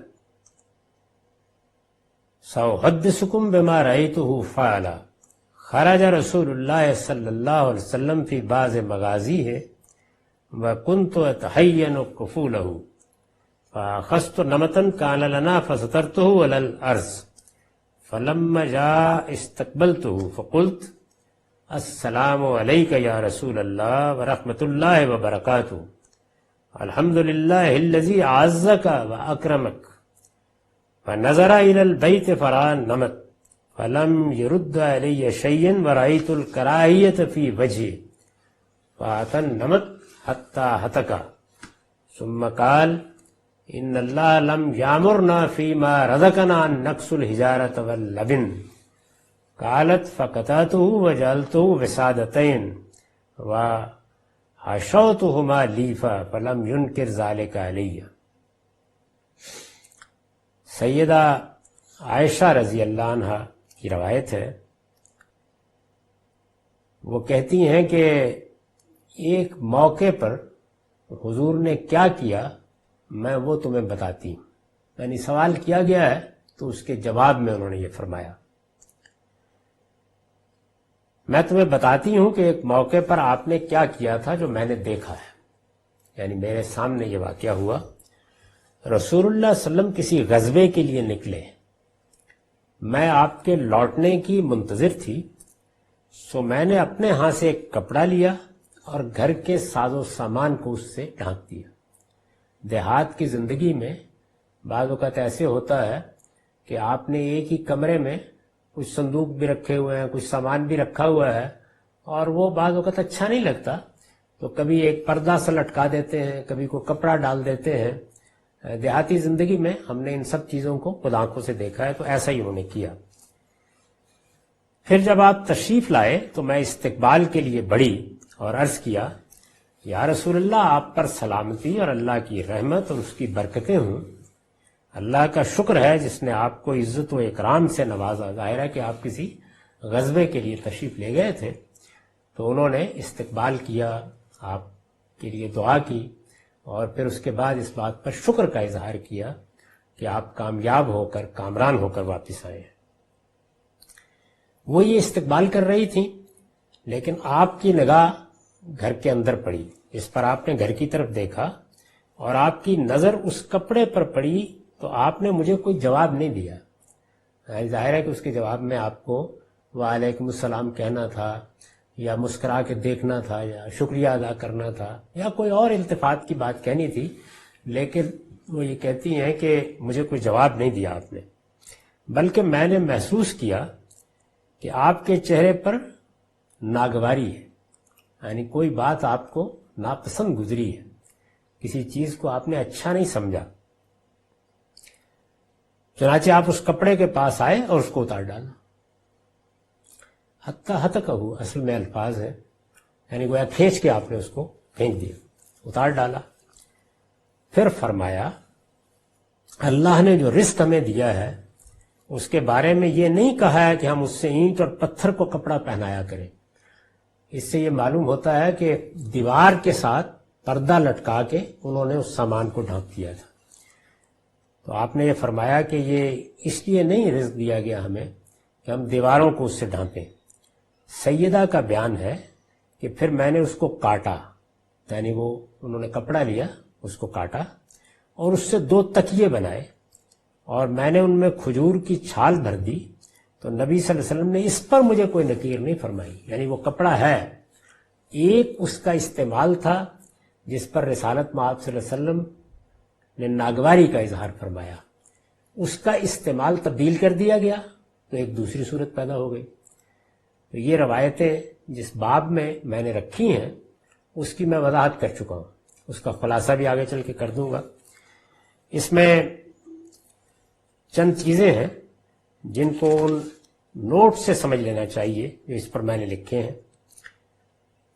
ایک تو یہ بات جو کہی گئی کہ میں نے اپنے ہاتھ سے کپڑا لیا اور گھر کے ساز و سامان کو اس سے ڈھانک دیا، تو بظاہر یہ لگتا ہے یعنی الفاظ سے کہ جیسے آپ نے ایک صندوق پر یا کوئی اور سامان ہے پڑا ہوا اس پر کپڑا ڈالا ہے۔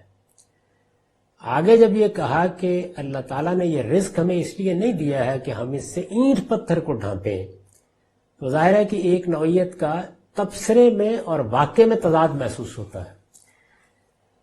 تو اس کو میں نے واضح کرنے کی کوشش کی ہے۔ میں چونکہ خود دیہات میں پلا بڑا ہوں اور مجھے معلوم ہے کہ کیا کیا معاملات کیسے ہوتے ہیں، تو اس کی روشنی میں نے اس کو واضح کرنے کی کوشش کی ہے کہ آگے نبی صلی اللہ علیہ وسلم کے تبصرے سے معلوم ہوتا ہے کہ یہ ساز و سامان غالباً کپڑے کو دیوار سے ساتھ لٹکا کر اس سے ڈھانپا گیا تھا، یعنی اس میں ایک خوبصورتی پیدا ہو جاتی ہے۔ وہ ایسے ہے کہ سامان آپ کو گویا نظر ہی نہیں آتا، تو ایک طرح سے دیوار سے یا اوپر چھت سے یا کڑی سے لٹکا کے پیچھے سامان رکھ دیتے تھے۔ خود میں نے اپنے دیہاتی گھر میں یہ بارہا دیکھا، تو یہ صاف معلوم ہوتا ہے کہ اس طرح کی صورت تھی، یعنی ڈھانپا لیکن اس طریقے سے جس طرح دیہات کے گھروں میں صندوق وغیرہ بالعموم دیوار کے ساتھ رکھ کر اور اوپر سے پردہ لٹکا کر ڈھانپ دیے جاتے ہیں، یعنی پردہ ڈال کر نہیں، پردہ اوپر سے لٹکا کر ڈھانپ دیے جاتے ہیں۔ تو اس وجہ سے اس میں میرے نزدیک کوئی تضاد نہیں ہے، بلکہ یہ اس طرح ہوا، آپ نے اس کو اتار دیا، یہ بیان ہوا ہے، چہرے پر ناگواری ہے، آپ کپڑے کے پاس آئے اور اس کو اتار ڈالا۔ تو اس پر میں نے ایک توجہ دلائی ہے کہ پچھلی روایتوں کی روشنی میں دیکھا جائے تو یہ رد عمل صاف بتا رہا ہے کہ یہ بھی اسی طرح کا کوئی منقش کپڑا ہوگا جس کا ذکر پچھلی روایتوں میں ہوا ہے، اور سیدنا نے اسے بھی زینتی کے لیے لٹکایا ہوگا۔ یعنی پیچھے بہت سی روایتیں گزر چکی ہیں اس بات کی، تو ان کو اگر سامنے رکھا جائے تو اگرچہ یہاں یہ ذکر نہیں ہوا کہ یہ منقش پردہ تھا یا اس پر کوئی تصویریں بنی ہوئی تھیں، لیکن ان کی روشنی میں دیکھا جائے اور رسالت مآب صلی اللہ علیہ وسلم کے تبصرے کو سامنے رکھا جائے تو یہی معلوم ہوتا ہے کہ یہاں بھی زینت کی چیز کو ہٹانا مقصود ہے۔ اسی وجہ سے جیسے ہی اس کو کاٹا گیا اور کاٹ کے اس سے تکیے بنا لیے گئے تو پھر اس پر آپ کو کوئی اعتراض نہیں ہوا، اب وہ ایک استعمال کی چیز بن گیا، تو اب اس میں کوئی اعتراض کا محل نہیں رہا۔ اسی لیے میں نے اس پر لکھا ہے کہ یعنی جب اس کو محض تزئین کے لیے محض تزئین کے لیے گھر کے ساز و سامان پر ڈالنے کی بجائے ضرورت کی ایک چیز کے لیے استعمال کر لیا گیا تو اس کے بعد آپ کو اعتراض نہیں ہوا۔ اس کے ساتھ یہ زینتوں سے پرہیز کا باب پایہ تکمیل کو پہنچ گیا ہے۔ اس کا خلاصہ کیا ہے؟ یعنی رسالت مآب صلی اللہ علیہ وسلم سے ہمیں بعض ایسے واقعات روایتوں میں ملے کہ جس میں آپ نے تزئین کی جگہ سے ہٹا دیا کسی چیز کو، تو ایک عمومی تاثر یہ ہوتا ہے کہ شاید اس دین کی تعلیم یہ ہے کہ اس میں تزئین یا زینتوں کا کوئی تصور نہیں ہے، یہ تقوی کے خلاف ہے۔ تو میں نے یہ بتایا کہ اگر روایتوں کو یہاں سے لیا جائے گا تو یہ قرآن مجید کے بالکل خلاف ہو جائے گا، اس لیے کہ قرآن مجید نے سورہ اعراف میں زینتوں کے بارے میں اللہ تعالیٰ کا منشا نہایت تفصیل کے ساتھ بیان کر دیا ہے۔ ہمیں جو دین دیا گیا ہے اس میں انسان جس طرح اپنی ضرورت کو پورا کرتا ہے، اسی طرح اگر وہ اسراف اور فضول خرچی سے کام نہ لے تو اپنی حصے جمالیات کی تسکین کے لیے زینتوں کا اہتمام بھی کرتا ہے۔ اور میں نے واضح کیا ہے البیان میں کہ یہ زینتیں کلام میں بھی ہوتی ہیں، یہ گفتگو میں بھی ہوتی ہیں، یہ لباس میں بھی ہوتی ہیں، یہ گھروں میں بھی ہوتی ہیں، اور یہ دور جدید کے شہروں میں بھی ہوتی ہیں۔ یعنی ان زینتوں کے دائرے بہت سے ہیں، یہ سب بالکل جائز ہے اگر ان میں کوئی اسراف نہیں ہے۔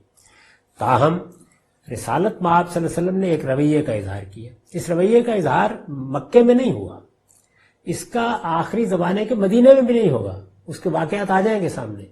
یہ ایک دور ہے جس میں ہوا ہے، اور جب یہ ہوا ہے تو یہ ہر چیز میں ہوا ہے، کھانے پینے میں بھی ہوا ہے۔ تو میں نے یہ بتایا ہے کہ اب یہ دیکھنا پڑے گا کہ پھر اس کا محل کیا ہے، کہ جہاں رسالت میں آپ صلی اللہ علیہ وسلم اس شدت کے ساتھ یہ کہہ رہے ہیں کہ جو ہمارے پاس رزق ہے یہ اس لیے نہیں ہے، یعنی ہمیں زینت کا کوئی کام نہیں کرنا، ہاں ضرورت کا کوئی معاملہ ہے تو ٹھیک ہے، وہاں تک گوارا کیا جائے گا۔ اور ظاہر ہے کہ یہ چونکہ ایک رویہ ہے جو آپ نے اختیار کیا ہے، تو اس کا کوئی قانونی پہلو نہیں دیکھنا چاہیے، کہیں آپ گوارا کریں گے، کہیں تنبیہ کریں گے، کہیں شدت ہوگی، چونکہ آپ اپنے پورے گھر کو اسی رنگ میں رنگنا چاہتے ہیں۔ تو میں نے یہ واضح کرنے کی کوشش کی ہے کہ اس باب کی تمام روایات کو سامنے رکھ کر دیکھا جائے تو یہ خاص دور میں اختیار ہونے والا رویہ ہے۔ اس میں آپ نے یہ اسوہ قائم کیا ہے کہ جب کوئی شخص حکمران بنا دیا جائے، لوگوں کا ذمہ دار ہو، اور اسے معلوم ہو کہ مہاجرین کے کیمپ اس کے ساتھ لگے ہوئے ہیں، لوگ بے سر و سامانی میں آ رہے ہیں، ان کی ضروریات کو پورا کرنا ہے، تو پھر اس کے لیے یہی صحیح نمونہ ہے۔ رسالت میں آپ صلی اللہ علیہ وسلم نے اس محل میں یہ رویہ اختیار کیا ہے، اس محل میں رکھیں گے تو یہ ایک عظیم پیغام ہے، ایک عظیم تعلیم ہے، اور اس میں ہمیشہ کے لیے گویا یہ منہاج طے کر دیا گیا ہے کہ اگر کوئی خلافت اور حکومت راشدہ ہوگی تو اس کے حکمرانوں کو اپنی رعایا اور اپنے عوام کی دکھوں اور تکلیفوں کے معاملے میں کیا رویہ اختیار کرنا چاہیے۔ وآخر دعوانا الحمدللہ رب العالمین۔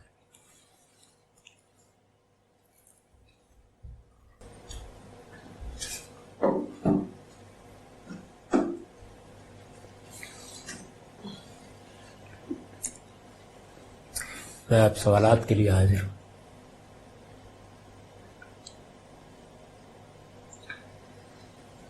بسم اللہ الرحمن الرحیم۔ ہم سب سوالات کا آغاز کرتے ہیں۔ یہ سوال آپ کی کتاب کے اوپر ہے اور اس کا آغاز ایک تبصرے سے ہوتا ہے، تو میں پوری بات آپ کے سامنے رکھ دیتا ہوں، پھر آپ اس پر فرمائیے۔ یہ لکھتے ہیں کہ اصولیین جب قطعی حکم کی بات کرتے ہیں تو اس سے ان کا مقصود دین کے اس دائرے کا تعین ہوتا ہے جس کا انکار کفر کو مستلزم ہوتا ہے۔ گویا فقہا کے ہاں قطعی دین سے مراد کفر و ایمان میں تمیز قائم کرنے والا خط ہوتا ہے۔ اصولیین جسے ضنی کہتے ہیں اسے بھی وہ بہرحال دین ہی کہتے ہیں، کیونکہ ان کا تصور دین کسی امر کے دین ہونے کے لیے قطعیت کی شرط نہیں لگاتا۔ تو سوال پیدا ہوتا ہے کہ دین کو صرف قطعی تک محدود کرنے والے کیا یہ کہنا چاہتے ہیں کہ دائرہ دین صرف کفر و ایمان کے خط امتیاز کا نام ہے اور اس کے باہر جو کچھ ہے وہ دین نہیں ہے؟ اور کیا وہ یہ بھی کہنا چاہتے ہیں کہ میزان نامی کتاب جو دین درج ہے وہ سب کا سب اسی معنی میں قطعی ہے؟ پہلی تو بنیادی چیز یہ سمجھ لیجئے کہ کسی پر اگر گمراہی کا حکم لگانا ہے یا کسی کے بارے میں یہ کہنا ہے کہ اس نے کوئی بڑا انحراف کر لیا ہے، تو اس کا تعلق قطعی اور ظنی کی بحث سے نہیں ہے، اس کا تعلق اس سے ہے کہ وہ کس چیز کا انکار کر رہا ہے۔ مثلا یہ دیکھیے کہ قرآن مجید نے جو تعلیم ہمیں دی ہے، رسالت میں آپ صلی اللہ علیہ وسلم جو دین کی روایت ہمارے پاس چھوڑ کے گئے ہیں، اس کی روح سے 5 چیزیں ایمانیات ہیں۔ اللہ پر ایمان، ایک اللہ پر ایمان، اس کے فرشتوں پر ایمان، اس کے پیغمبروں پر ایمان، اس کی نازل کردہ کتابوں پر ایمان، اور اسی طرح سے اس روز جزا پر ایمان جس کو ہم قیامت کہتے ہیں۔ یہ وہ چیزیں ہیں کہ جن میں اگر کوئی بڑا انحراف سامنے آئے گا تو ہم گمراہی کہیں گے اس کو۔ یعنی زیر بحث یہ نہیں ہے کہ کیا چیز قطعی ہے اور کیا ظنی ہے، یہ دیکھا جائے گا کہ وہ چیز کیا ہے۔ اب قرآن مجید کے قطعی ہونے میں تو شبہ نہیں ہے، اس میں سیدنا سلیمان کے کچھ واقعات بیان ہوئے ہیں، ملکہ بلقیس کا تخت انہوں نے منگوا لیا، اس میں یہ تبدیلی کر دی، اسی طریقے سے ان کا ایک محل تھا۔ ان آیات کو سمجھنے میں اگر کوئی آدمی اختلاف کرتا ہے اور جو فہم ہمارا ہے اس سے مختلف کوئی رائے اختیار کر لیتا ہے اور ہم بالکل اس نتیجے پر پہنچ جاتے ہیں کہ یہ بالکل غلط بات ہے جو کہہ رہا ہے، تو اس کے لیے گمراہی کا لفظ نہیں اختیار کیا جاتا، اس لیے کہ یہ کیا ہے، یہ اخبار ہے، اخبار ماضیہ۔ اسی طرح مستقبل کے بارے میں کچھ اخبار ہوں گے ان کی تعویل میں، ان کی توجیہ میں لوگ مختلف آراء اختیار کر لیتے ہیں۔ سیدنا موسیٰ علیہ السلام کے معجزات قرآن میں بیان ہوئے، ایک آدمی اس کے بارے میں ایک دوسری تعویل اختیار کر لیتا ہے، کی ہیں لوگوں نے، تو ہم اس کی غلطی واضح کریں گے، لیکن گمراہی کا اطلاق یا کفر کا اطلاق یا شرک کا اطلاق یہ قطعی اور ظنی کے حوالے سے نہیں ہوتا، اس کا تعلق ان چیزوں سے ہے کہ جو دین میں ایمانیات کے درجے میں رکھی گئی ہیں۔ اچھا، صرف ایمانیات ہی نہیں، اس کے بعد دین کا ایک عملی پہلو بھی ہے۔ وہ عملی پہلو وہ ہے جس کو رسالت میں آپ صلی اللہ علیہ وسلم نے اسلام سے تعبیر کیا۔ میں نے شاید حدیث جبریل پر گفتگو کرتے ہوئے بڑی تفصیل سے بتایا تھا کہ رسالت میں آپ صلی اللہ علیہ وسلم کے ساتھ یہ ایک ہی موقع ہے جب جبریل امین نے اس طرح آ کے گفتگو کی ہے۔ تو یہ سوال پیدا ہوتا ہے کیوں کی ہے؟ تو میں یہ سمجھتا ہوں کہ یہ گفتگو اس لیے کی گئی ہے کہ ان سب بحثوں کا خاتمہ کر دیا جائے۔ تو اس میں انہوں نے ایمان کے بارے میں سوال کیا، رسالت میں آپ صلی اللہ علیہ وسلم نے متعین کر دیا۔ اب قیامت تک کے لیے یہ بحث ختم ہو گئی کہ آپ عقائد کی کوئی فہرست مرتب کریں اور لوگوں کے کفر و ایمان کے فیصلے کریں، نہیں، وہ فہرست ہے۔ جس کو اقرار کرنا ہے ان 5 چیزوں کا کرنا ہے، جس کو انکار کرنا ہے ان میں سے کسی کا کرنا ہے یا سب کا کرنا ہے۔ اسی طرح سے اسلام کیا ہے، نماز، روزہ، حج، زکوٰۃ، یہ وہ چیزیں ہیں۔ یہ اخلاقیات جو بڑا حصہ ہے ہمارے دین کا، وہ تو ویسے ہی عالمگیر صداقت ہے، تو اس لیے اس کو بیان کرنے کی ضرورت نہیں ہے۔ یہ وہ چیزیں ہیں کہ جن میں اگر کوئی بڑا انحراف ہوتا ہے یا ان کا کوئی انکار کر دیتا ہے تو ہم اس کے لیے گمراہی کا لفظ اگر استعمال کریں تو یہ ٹھیک ہوگا۔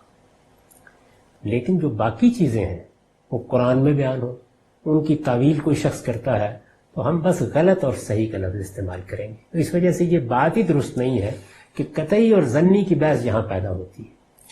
اس کے بعد جو سوال کا اگلا حصہ ہے کہ کیا جو ظنی طریقے سے چیزیں معلوم ہوتی ہیں، تو اصل میں یہ بات جب ایسے کہی جاتی ہے تو ہو سکتا ہے متاثر کن لگے، لیکن ذرا دیکھیے یہ بات ہے کیا۔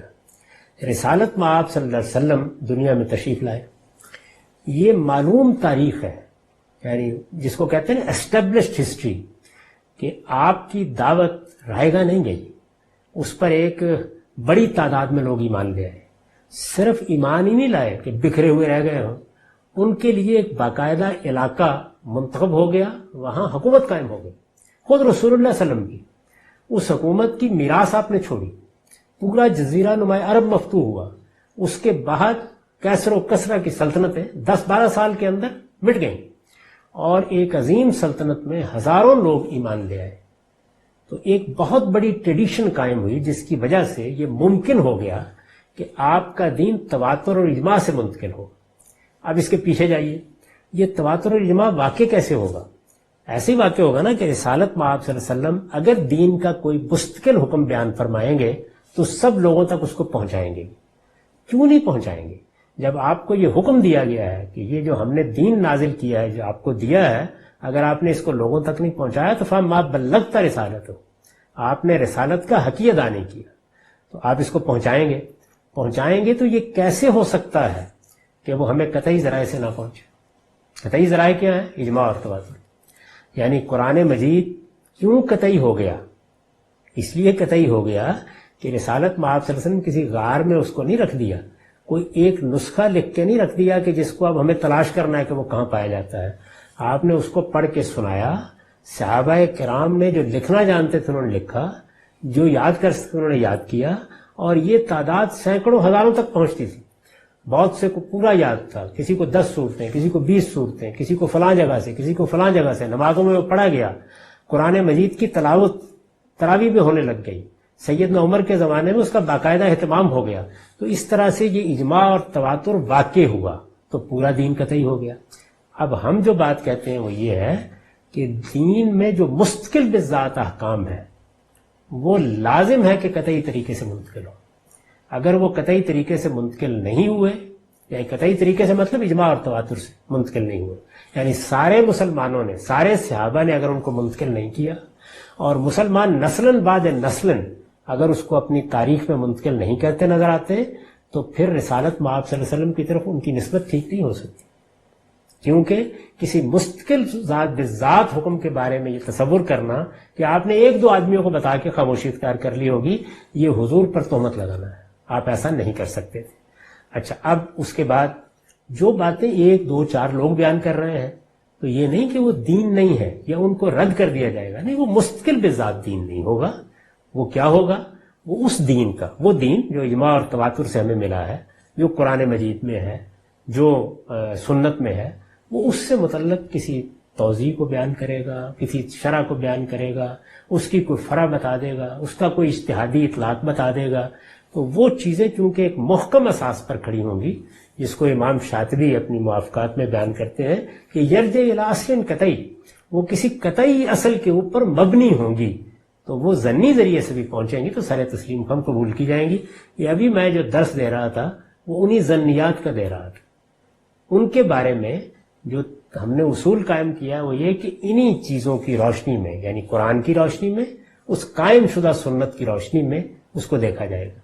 اس سے پہلے تو قاعدہ یہ تھا کہ سنت قاضیۃ علی الکتاب، سنت قاضی ہے کتاب اللہ پر. اب ہم یہ کہتے ہیں کہ الکتاب قاضن علی ہذہ الروایات، یعنی قرآن قاضی ہے، قرآن مجید بتاتا ہے، قرآن مجید اور سنت کی روشنی میں فیصلہ کیا جاتا ہے کہ ان روایتوں کو کہاں رکھنا ہے، ان کا محل کیا ہے. چونکہ یہ رسالت مآب صلی اللہ علیہ وسلم کی نسبت سے بیان تو ہو گئی ہیں، اس لیے ظاہرہ ہمارے لیے بڑی اہمیت رکھتی ہیں، لیکن بیان ایک یا دو یا چار لوگوں نے کی. یہ لوگوں کی رپورٹنگ ہے.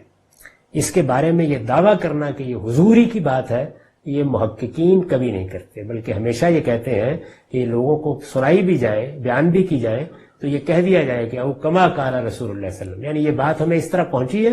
ہو سکتا ہے حضور نے کسی مختلف طریقے سے یہ بات کہی ہو سکتا ہے اس کا کوئی سیاق سباق واضح نہ ہو سکتا ہے جہاں ہم اس کو رکھ کے دیکھ رہے ہیں یہ اس طرح نہ ہو، تو ان میں کوئی مستقل بذات دین بیان نہیں ہوتا. یہ بات ہے جو کہی جاتی ہے. فقہا نے جو طریقہ اختیار کیا ہے معذرت کے ساتھ وہ ان کے لیے موزوں ہوگا، ہم اس کو اپنے منہاج میں ٹھیک نہیں سمجھتے. ہمارے نزدیک گمراہی کا لفظ اس وقت بولنا چاہیے جب وہ چیزیں جس کو رسالت مآب صلی اللہ علیہ وسلم نے ایمان اور اسلام کہا ہے، اور یہ محض اس خبر واحد پر مبنی نہیں ہے، بات قرآن مجید بھی ایسے ہی بیان کر رہا ہے.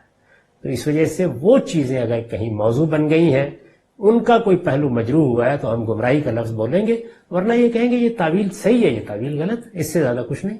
رہی یہ بات کہ میں نے اپنی کتاب میں جو کچھ لکھا ہے، دین کو جو سمجھا ہے، تو وہ میرا فہم ہے، اور میرے فہم میں ضنی اور قطعی کی بحث ہی نہیں ہوتی، وہ صحیح اور غلط کی بحث ہے. ہو سکتا ہے کہ مجھے بہت سی جگہوں پر غلطی لگی ہو سکتا ہے کہ کچھ جگہوں پر غلطی لگی ہو، اس لیے کہ میں انسان ہوں. چنانچہ اس کے خاتمے میں نے لکھا ہے کہ میں نے اپنی دانست میں اپنے علم کے مطابق صحیح بات پر پہنچنے کی کوشش کی ہے، اس کو دلائل کے ساتھ بیان کر دیا ہے، آنے والے اس کی غلطی واضح کر دیں گے. تو فہم کے معاملے میں یہ بحث نہیں ہوتی کہ وہ غلط، وہ ضنی ہے یا قطعی ہے، وہ غلط یا صحیح ہوتا ہے. یہ روایات ہی کے متعلق ایک دوسرا سوال ہے. یہ کہتے ہیں کہ جدید ذہن رکھنے والے محققین کو جب کوئی حدیث اپنے من پسند نتائج کے خلاف نظر آئے تو قرآن کی کوئی آیت تلاوت کر کے متعلقہ حدیث کو قرآن کے خلاف قرار دے دیتے ہیں. البتہ جہاں دل کرتا ہے وہاں اپنے اصول کو بھول کر علماء اصول کی طرح قرآن و سنت کے تعلق کو مد نظر رکھتے ہوئے تخصیص و تطبیق کے اصول استعمال کرنے لگتے ہیں. آئیے ایک مثال لیتے ہیں. قرآن میں آتا ہے کہ اللہ جس کے لیے چاہے شرک کے سوا سب کچھ معاف کر سکتا ہے.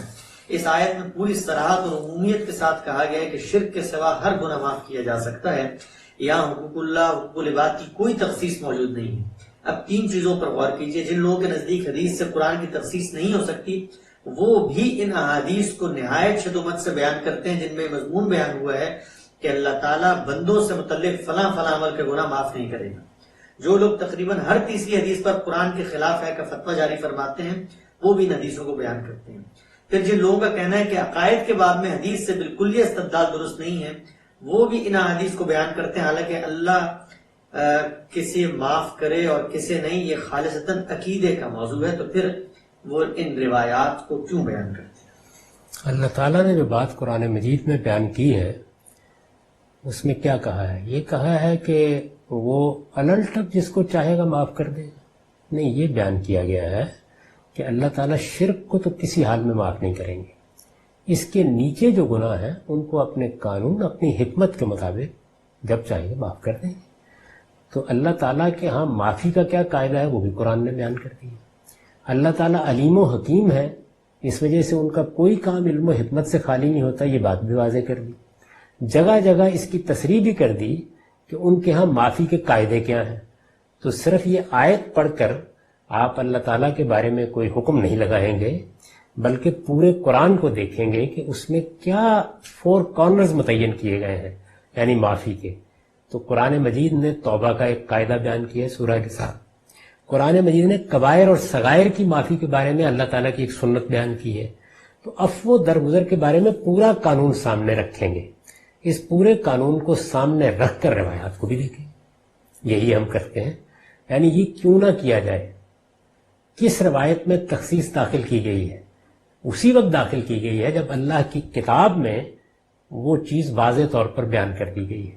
تو صحیح طریقہ کیا ہوگا، یعنی یہ کہ ایک شخص نے 2 اشخاص نے آ کے رسالت مآب صلی اللہ علیہ وسلم کی نسبت سے کوئی بات بیان کر دی، اس کو سامنے رکھ کر قرآن مجید کی تخصیص کر دی جائے، یا صحیح طریقہ یہ ہوگا کہ جو قرآن آپ ہمیں دے کے گئے ہیں، جو سنت آپ قائم کر کے گئے ہیں، اس کی روشنی میں یہ شخص یا 2 اشخاص یا 4 اشخاص آپ کی نسبت سے کوئی بات بیان کر رہے ہیں تو اس کی تخصیص کی جائے، اور یہی ہونا چاہیے۔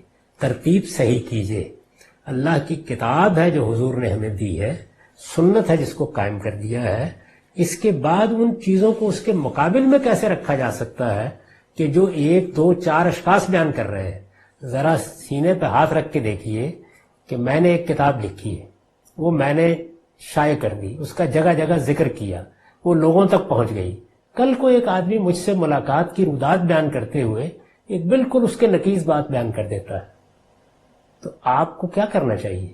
میری کتاب کی روشنی میں اس شخص کی بات کا جائزہ لینا چاہیے، یا اس کو حکم قرار دے کر کتاب کی تخصیص کر ڈالنی چاہیے؟ یہ طریقہ ہے ہم اختیار کرتے ہیں، اس منہاج میں کیا غلطی ہے؟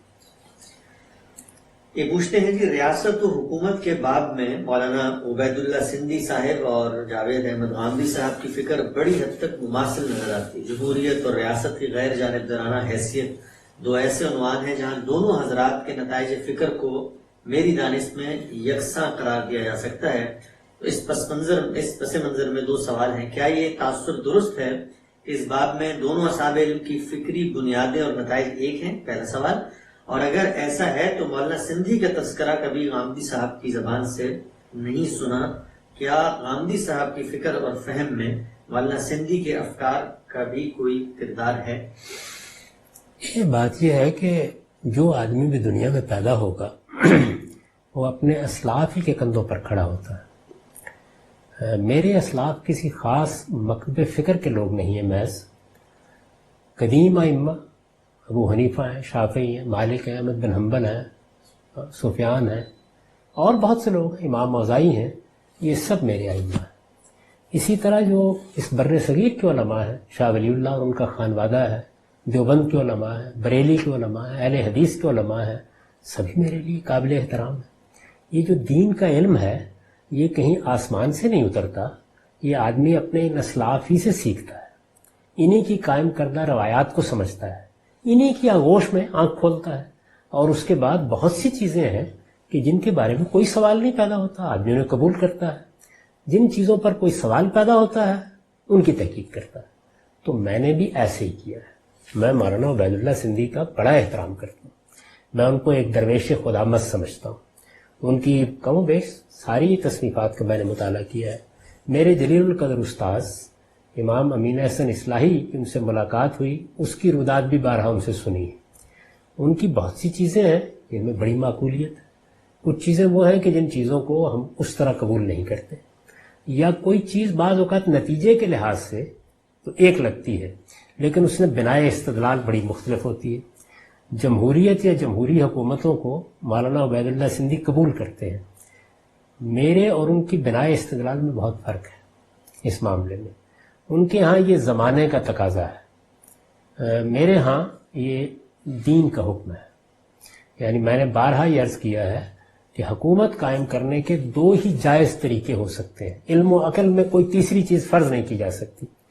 ایک یہ طریقہ ہے کہ اللہ کسی کو مقرر کر دے، وہ خالق ہے، اس کے اوپر کوئی قدغن نہیں لگائی جا سکتی، وہ جب چاہے کسی کو مقرر کر دے۔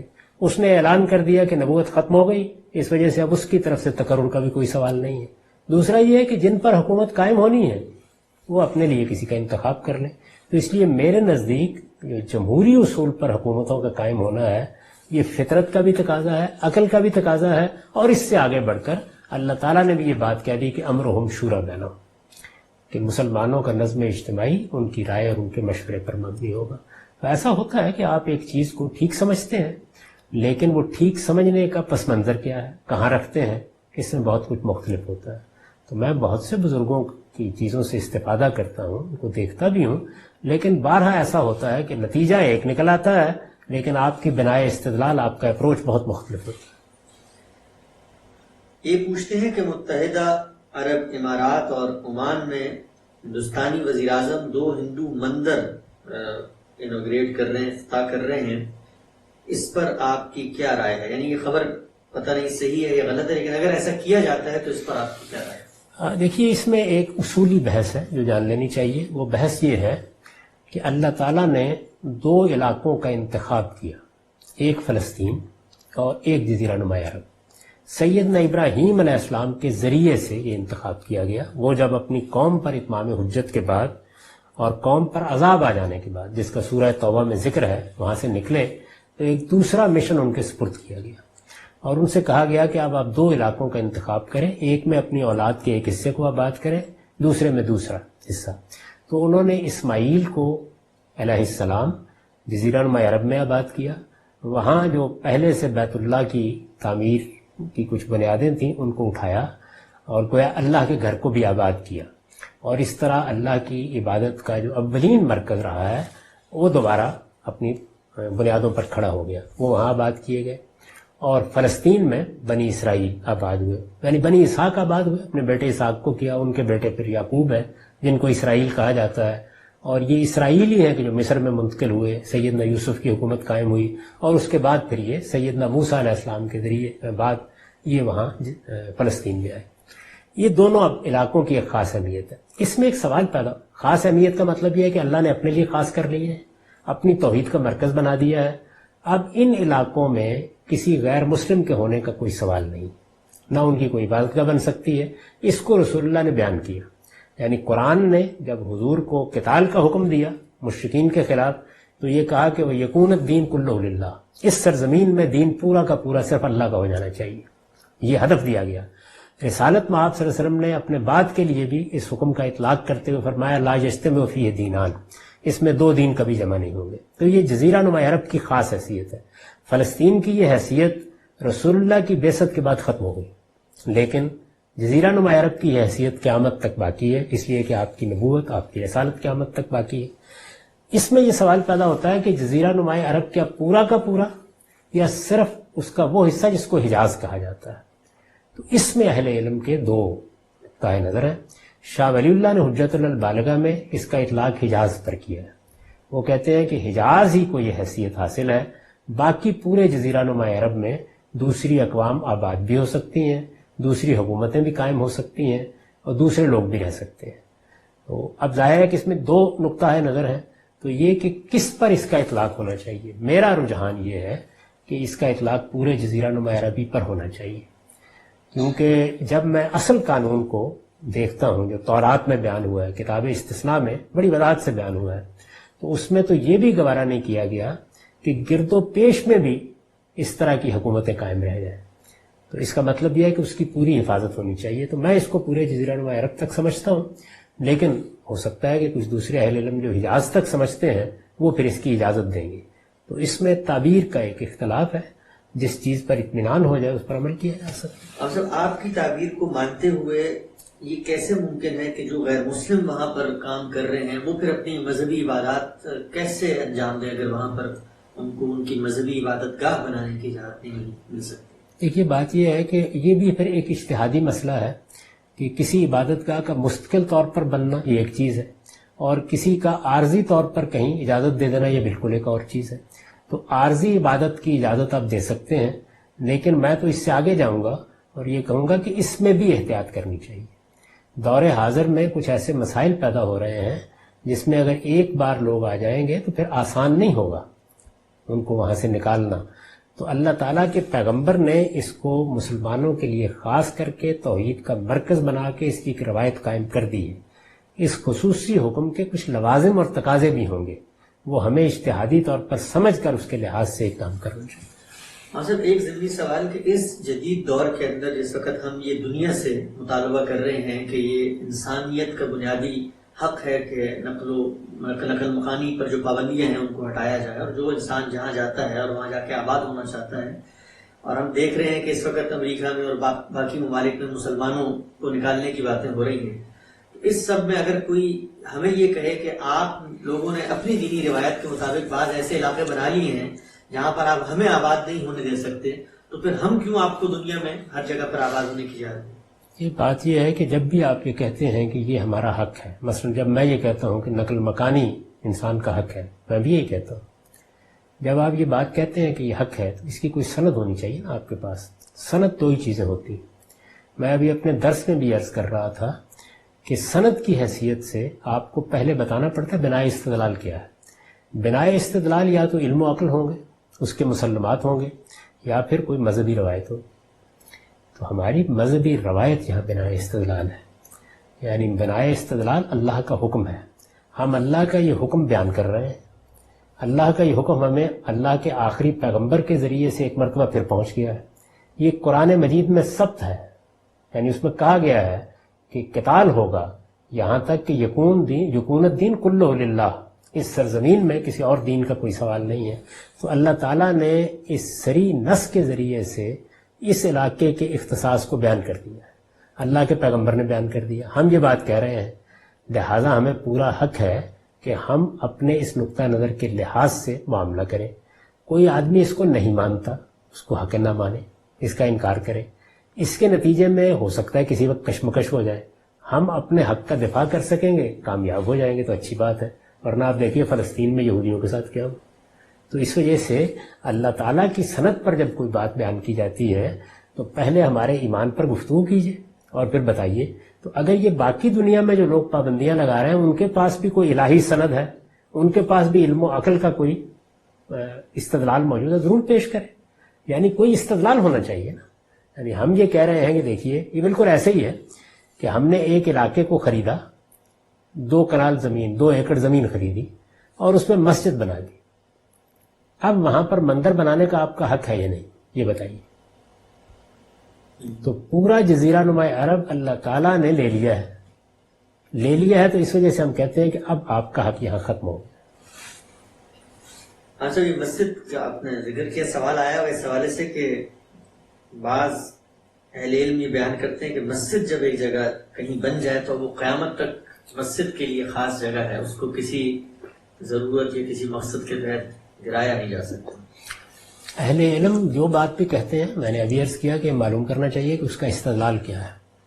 یہ بات اگر حرم کے بارے میں کہی جائے، یہ بات اگر رسول اللہ کی مسجد کے بارے میں کہی جائے، یہ بات اگر بیت المقدس کے بارے میں کہی جائے، بالکل ٹھیک۔ اس کی وجہ یہ ہے کہ یہ پیغمبروں کی بنائی ہوئی عبادت گاہیں ہیں، اور پیغمبروں کی بنائی ہوئی عبادت گاہ کی جگہ آپ تبدیل نہیں کر سکتے، لیکن میں نے بنائی، آپ نے بنائی، کسی قوم نے بنائی، اچھی بات تو یہی ہے کہ وہاں قائم رہے، لیکن اگر وہ قوم، وہ لوگ ہی کسی موقع پر انسانوں کی کسی مصلحت کے پیش نظر فیصلہ کریں کہ جگہ تبدیل کر دی جائے، ٹھیک ہے، لیکن کسی کو اسے ڈھانے، وہ جگہ خالی کرانے یا اس میں زور زبردستی کرنے کا حق نہیں ہونا چاہیے۔ یہ حق ظاہر اس قوم ہی کو ہوگا جس نے وہ مسجد بنائی ہے۔ میرے نزدیک اس میں صحیح رویہ یہ ہے، کیونکہ یہ جو بات کہی جاتی ہے اس کی کوئی دلیل نہیں۔ قتل ناحق کرنے والے کو سپورٹ کرنا، وہ بھی عوامی سطح پر، فساد کے زمرے میں آتا ہے یا نہیں؟ کیوں نہیں آتا؟ بالکل آتا ہے۔ یعنی اس کا مطلب یہ ہے کہ قانون کو چیلنج کر دیا گیا ہے، گروہ کے گروہ کھڑے ہوئے ہیں اور وہ اب یہ کہہ رہے ہیں، لیکن اس کا یہ مطلب نہیں ہے کہ فساد پہ لرز کی سزاؤں انہیں دے دی جائے، یعنی ان کو تنبیہ کرنی چاہیے، ان کو توجہ دلانی چاہیے۔ اگر اس کے باوجود وہ باز نہ آئیں اور فساد برپا کرنا شروع کر دیں، عملاً چیلنج کریں اس صورتحال کو، تو پھر انہیں فساد پہ لرز کا مجرم بھی قرار دیا جا سکتا ہے۔ ہاں سر، یہ سوال آج کل بہت زیر بحث ہے، بٹ کوائن یہ جائز ہے ناجائز ہے، آپ کی کیا رائے ہے اس پر؟ میں اس پہ کوئی رائے نہیں دیتا، اس پہ ماہرین کو رائے دینی چاہیے۔ اس ساری صورتحال کو سمجھنے کے بعد دیکھنا چاہیے کہ اس میں کوئی دھوکہ، کوئی فریب، کوئی لوگوں کے لیے ضرر گر تو نہیں ہے۔ اصول کیا ہے؟ مذہبی لحاظ سے میں اصول بیان کر سکتا ہوں، یعنی دھوکہ نہیں ہونا چاہیے، بددیانتی نہیں ہونی چاہیے، فریب نہیں ہونا چاہیے، جس کو ضرر اور غرر کہتے ہیں، کسی کو نقصان پہنچانا، یہ چیز نہیں ہونی چاہیے۔ اسی طریقے سے کسی چیز میں اگر جوئے کی روح پائی جاتی ہے اس سے بچنے کی کوشش کرنی چاہیے. تو یہ چند چیزیں جن کی طرف توجہ دلا دینی چاہیے. باقی اس طرح کی نئی چیزیں آتی ہیں سامنے تو ان کو یا تو موضوع بنا کر ان کی تحقیق کی جائے. مجھے اس کا موقع بھی نہیں ملا، تو اگر کچھ لوگوں نے اس کی تحقیق کی ہے اور وہ متعین طور پر بتا سکتے ہیں کہ اس سے کیا خرابی پیدا ہوتی ہے تو اس کے بارے میں حکم بھی بیان کیا جا سکتا ہے، ورنہ اس کو ماہرین کے سپرد کر دینا چاہیے.